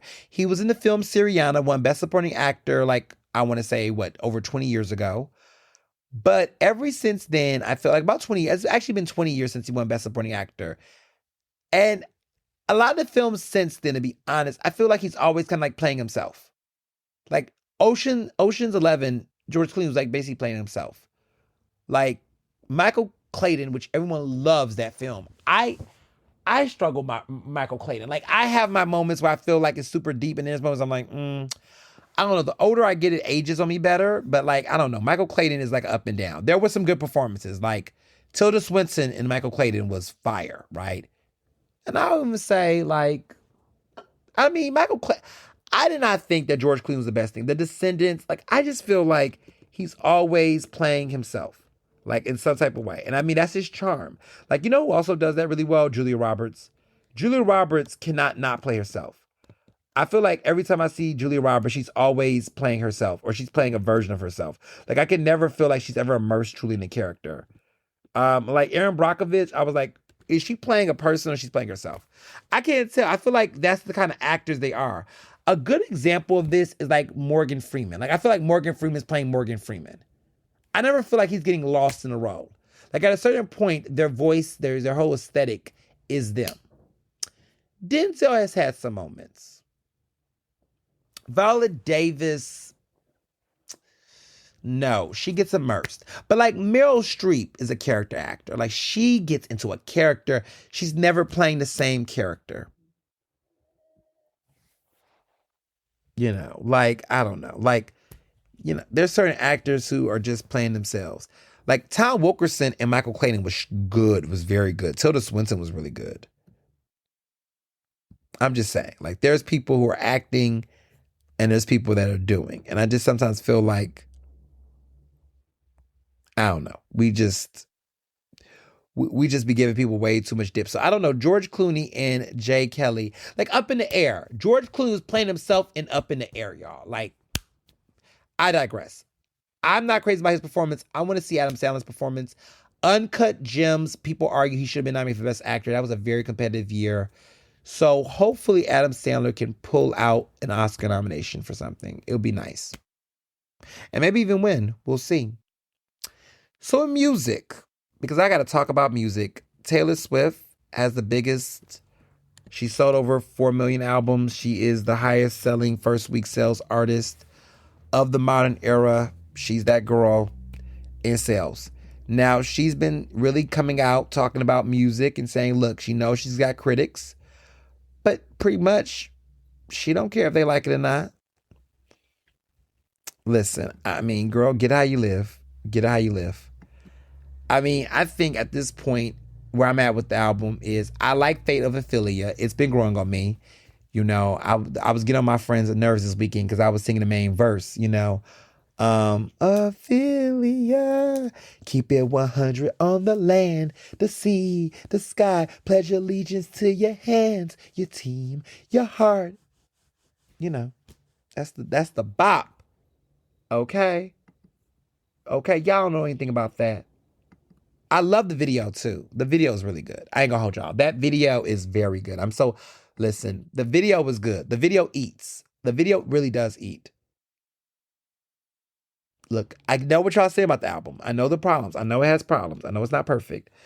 I know she's got her issues, but I gotta say, I like the Fate of Ophelia, and I know the lyrics are not the best. Like the references don't match up, but it just eats, y'all. It's a hit. It's a banger. Okay. Keep it 100 on the land, the sea, the sky. Pledge allegiance to your hands, your team, your vibes. Don't care where the hell you've been, 'cause now you're mine. It's about to be the sleepless night you've been dreaming of. The fate of Ophelia. All right. I'm sorry. I had to be a basic, boring Barbie. But I do like this track. It's silly, but the beat goes hard. The production is good. But you know, it's a moment. It's a moment. It's a moment. You know, it's a moment. And we gotta savor it. But yeah, she sold over 400 records. 4 million records. She beat Adele's opening week sales. I mean, she sold over, well, let me clear, nearly a million. She got like 385 and Adele had like 3.4, something like that. So let me be a little bit more accurate. But Yeah, Adele's 25 albums sold a little less than she did. So she surpassed. Adele had the reigning record since 2015. So it's been 10 years since the record was broken. So the record's been broken. It's been, basically a 10-year time period. It's time for new records, right? Here's my thing. My only big critique about that, right, is that, let me be very clear. This is not just streaming, y'all. This is pure sales. Like Taylor Swift sold 3.8 million pure album sales and surpassed Adele. Versus when you combine streaming, it's over 4 million with the streaming included. So that is the important thing to note. Now, my critique about it though is that when Adele dropped her album, Adele did not have 1,000 different, like, I think Taylor Swift has about 35 variations of the album, meaning that there is different variations of the record, different types of vinyls, different types of CD cassettes. She got a CD cassette. She's got vinyls, various vinyls. She's got actual CDs. She also have various digital editions online that you can stream, you can purchase. Like she has about, like, I think they said 35 or something like that, over 30 different variations of the album, and her fans are mass buying them of that nature. And so to me, I got some thoughts about it on just a technical standing point, right? How many unique individuals, I think, what I want to say, again, numbers are numbers, but unique individual sales of Adele, I don't know how you can quantify that or get the numbers on that, but I'm willing to bet that Adele, and I'm willing to really strongly bet that Adele had more unique individuals who bought her album than Taylor Swift. Because when Adele dropped her album, right, I know so many people that bought that album. But when it comes to Taylor Swift, I know a few people that bought 10 different versions of the album. I can tell you 10 people that bought Adele's album. I could tell you about 1 or 2 people that bought 10 copies of Taylor Swift's album. Does this make sense? What I'm getting at is that if we're saying the album's popular, popularity is defended by the masses, not necessarily by the sales and the units, because anybody can jump by. I don't see Adele's fans buying the same over and over copy of her album. Because Adele did not have multiple variations. She may have had a vinyl maybe in a CD and then the digital version. I mean, it's like, what, 3 or whatever. She didn't have, the long edition. Could you imagine if Adele tried to throw a variation and said, look, I'm going to do a straight acoustic variation of the album, just all acoustic? She would have beat the hell out that record. But she just strictly presented that one album. Now, I don't think she did a deluxe edition. If she did, it may have been later. But, we need to just bring back the times where an artist would do an album and then a deluxe edition, and then we would go to sleep. So that's what we're dealing with. But I mean, she did say she's not the art police and argued that some albums will grow on fans later than compared to others. Very fair as well. Now, lastly, before I get into my other major interesting point about what happened this week with music, Drake has finally lost his lawsuit against, Universal Music Group. He had the lawsuit, against Kendrick about defamation. A major embarrassment. Someone made the joke that Drake has lost as a white man and as a black man. He couldn't win the rap battle, and he also couldn't even win in the courts. So it was very telling.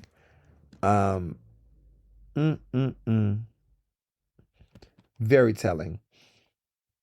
But he lost the lawsuit. And to be honest, I could have told y'all he was going to lose that lawsuit. Because Universal Music Group, like, at the end of the day, there was not this mass conspiracy. You did talk to underage girls. We didn't say you had sex with them, but you were in their DMs. You did kiss an underage girl on your stage. I mean, when they said A minor, I mean, that was news that we all knew. That was easy. Like, what are you talking about? Like Millie Bobby Brown, Billie Eilish. Like, there has been reports. They've said it. These girls have said this. You've never denied it. Like, you're giving young girls relationship advice in their DMs. Like, what are you doing? Like, what's up? Like, that could be considered grooming or other things. Like, what are you talking about to them? I mean, it's the same guy who made a rap verse. He was on a song where somebody on the rap song was talking about some Miley Cyrus, Get At Me When You're 18. You was on that song. Remember that? Every Girl in the World. That was the I Wish I Could F Every Girl in the World. He like her. She like him too. I wish I could. That was that song. And he's on a song with a man talking about some Miley Cyrus when you turn 18, get at me. And not nobody on that record recording it said pause or chill out, take that out, don't do that, scratch it out. No. So I'm like Drake. I mean, it was not going to go anywhere. You're a sore loser.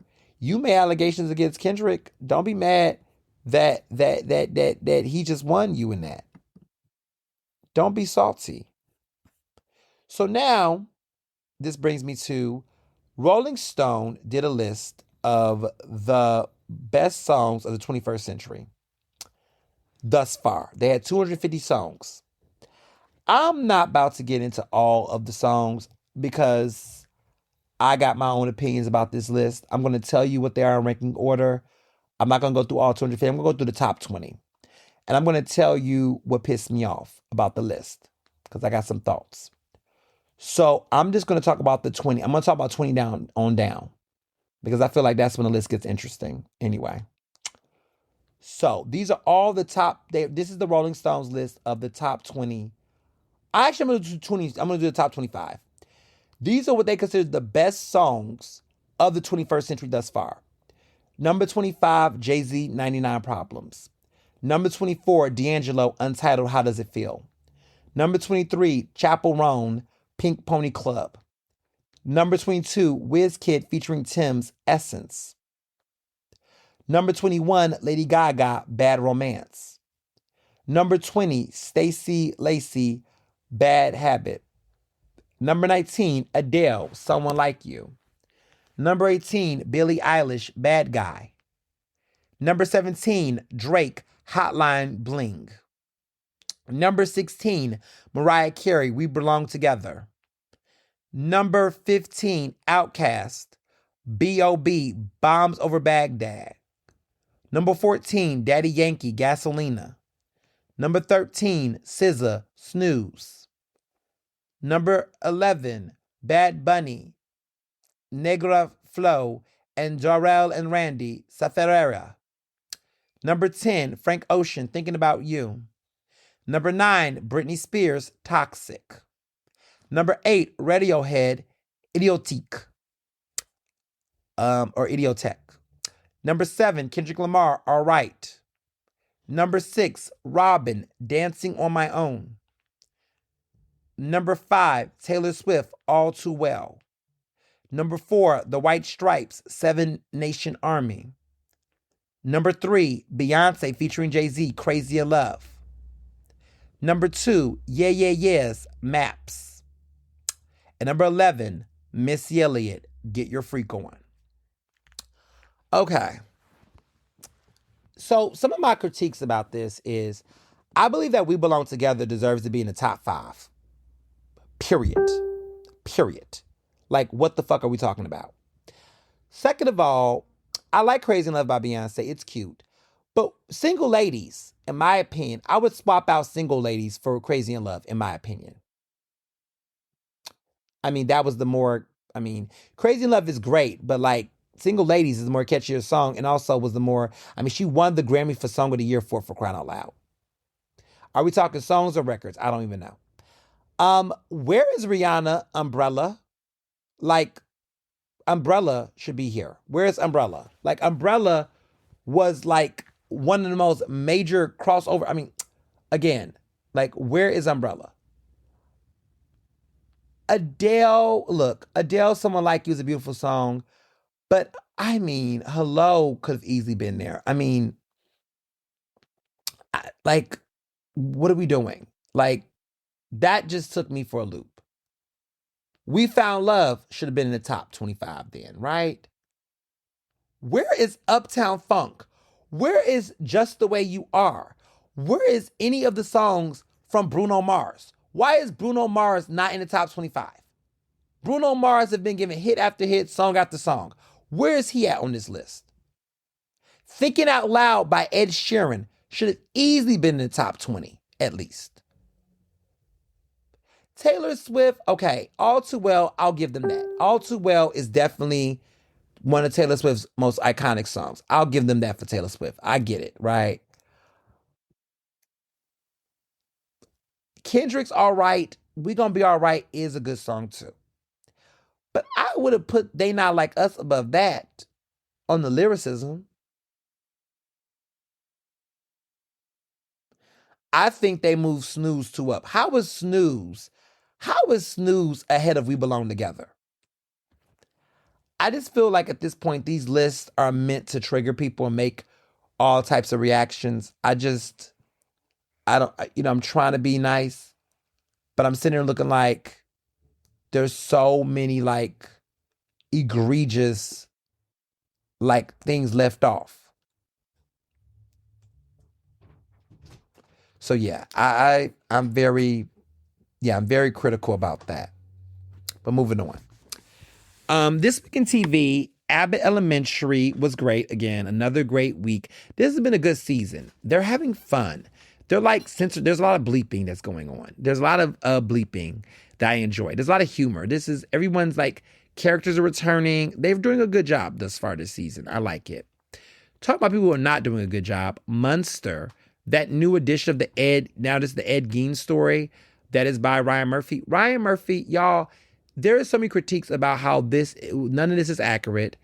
There's a lot of inconsistencies. The whole point of Ryan Murphy shows is that he likes to give you all the juicy behind the scenes based on true story narratives, but it's gotten so bad, his revisionist history, his errors in his storytelling, that now people are like, yo, none of this shit, like the stuff that will make you interested in a character, you'll find out is not true. And people are being harmed by it historically. I mean, stuff that he's saying about trans people, that he's implying with the characters. There's just so many various issues. And I just feel like Ryan Murphy has just fallen off. He has not really been the same, in my opinion, since the last time he had a really great masterpiece was probably like American Crime Story, when he did the story about O.J. Simpson. I think that was like his magnum opus. I don't really think anything he's done after that has been as good. The Jeffrey Dahmer thing, then I said, well, with me, I personally thought it was cringy. The Prom was not good to me. I mean, I did enjoy, the Swans. That was okay. I watched it. I finished it. It was all right. It kind of it dragged a little throughout the show, but I could appreciate some of it. I did enjoy some of the salaciousness of Impeachment, which was the the Bill Clinton drama, Monica Lewinsky. That was somewhat okay. But again, they never hit the same after that. I feel like he had a good thing going, and he just have done the most. So he's back doing the most with this. Season 3 of P-Valley is coming. They just finished post-production. Katori Hall, who was the creator of P-Valley, just settled that lawsuit. She didn't settle it. The case got dropped. The woman who sued her is claiming that they stole, that this was a concept stolen from an idea she had about somebody's cabaret or whatever the shit was called. Basically, the judge ruled that was not the case, that there was not a intellectual steal, that P-Valley was an original work, and that Katori Hall clearly did not know about this show enough or did any of that to steal it, that this was her thing. But she won her battle. She's free. The show can go on without a hitch. But talk about an arrogant money grab attempt. Like, that was just so fucked up. But shout out to Katori Hall. She did one of my favorite musicals in modern era. She wrote the musical, the Tina Turner musical, Tina the Tina Turner musical. And she's done so much other great work, but I'm happy. I'm happy that P-Valley is coming. Like, it's done. They filmed it. We're going to get it. It's been, I don't know, like 5 years or something like that. Like, I've waited a lifetime to watch it. Like, I've never seen a show be on that hiatus. P-Valley was like the show. That was like my like pandemic show. The show came out in 2020. That's when the first episode, like, it was like my pandemic show. And then the next season came out um in 2022. There was like a 2-year gap.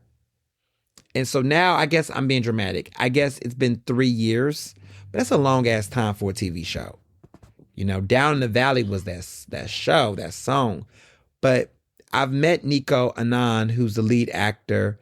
Nico Anand is the lead actor. He plays Uncle Clifford on that show. He's a great actor. And I've met him. I met him at the Black Queer Creative Summit. He's just a great talent overall. So yeah, I'm a big fan of him. Yeah, but I'm looking forward to that. So let's talk about Love and Hip Hop because the season finale is coming this week. I'm actually going to reserve some of my thoughts, but what I will say is that this season has been really good. They've been bringing it this season, and I'm really happy with what they've been doing with the material. The material has been really good this season. There's been some strong takes, some strong personalities, but overall, it's been a very powerful time. So, yeah, I'm looking forward to it. I will tell you, yeah, yeah, it's. I've been following it. My girl Lana said that because Lana was at my party too. She was a sweetheart. She said she only keeps up with it based on what I've been telling her. There was some drama recently with Canon, which is the love child that Kirk Frost had with Jasmine over his wife Rashida, where he basically put out a statement saying that you came with like penning a letter to the baby, like his son that is now like a couple years old. Talking about you came at an interesting time, a tough time during me and Rashida's life, and I'm like, who talks like this? Like, what are you talking about? Like, just ridiculous behavior. But speaking of reality shows, a lot of y'all wanted to ask me about Wendy Asifo. I guess that's her name. Her husband, she's Nigerian, reality Real Housewives star.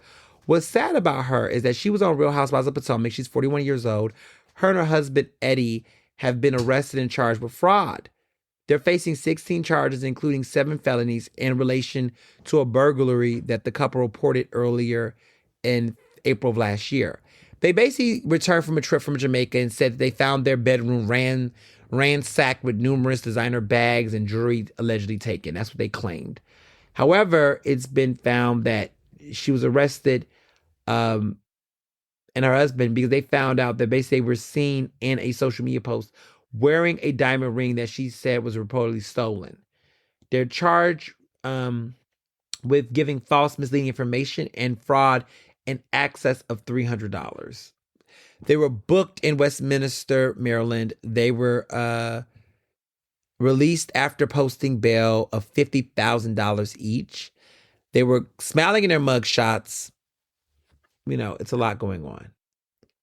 But she's an accomplished woman. I mean, she is a college professor at Johns Hopkins University. She was also a contributor on The Hill and MSNBC. She's got degrees. She got like 4 degrees. Yeah, she got degrees from Johns Hopkins, Temple University, Rutgers. She has a PhD in public affairs. Like, this one has a whole career. She joined the sorority Alpha Kappa Alpha. She's an AKA. And she was big during the campaigning. She's AKA. She campaigned with on the Kamala Harris campaign when she ran for president. Yeah.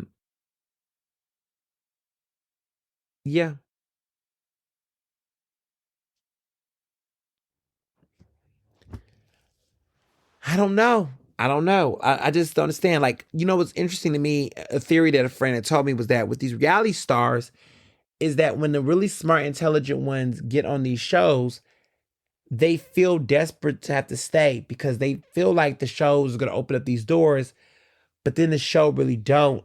And then they have to really like tarnish their brand in order to stay relevant and popular. And that fame gets to their head that they're invested in the celebrity more than increasing the visibility on their service. Because a lot of them will come on the show and say, oh, I'm coming to promote something. I'm there to build my brand. But oftentimes, if you're a major player, it doesn't necessarily build your brand. It actually kind of hurts it in a way. So it's been interesting to follow just what's been going on with her. And it was also weird because apparently during the time where she made her social media post, she played, Bonnie and Clyde, '03 Bonnie and Clyde that accompanied her in the photo with her husband. So that's just a really red flag to me. But another day, another Real Housewife arrested. So there's that. So this upcoming week, I'm excited. I'm going to be revealing my new headshots that I got taken from Quran. I got several headshots. I'm going to be showcasing some of them.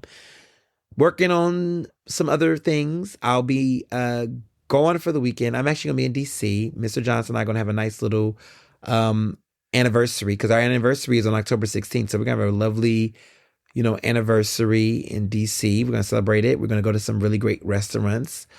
Excited to review them. We're excited to tell you all about how great the restaurants are.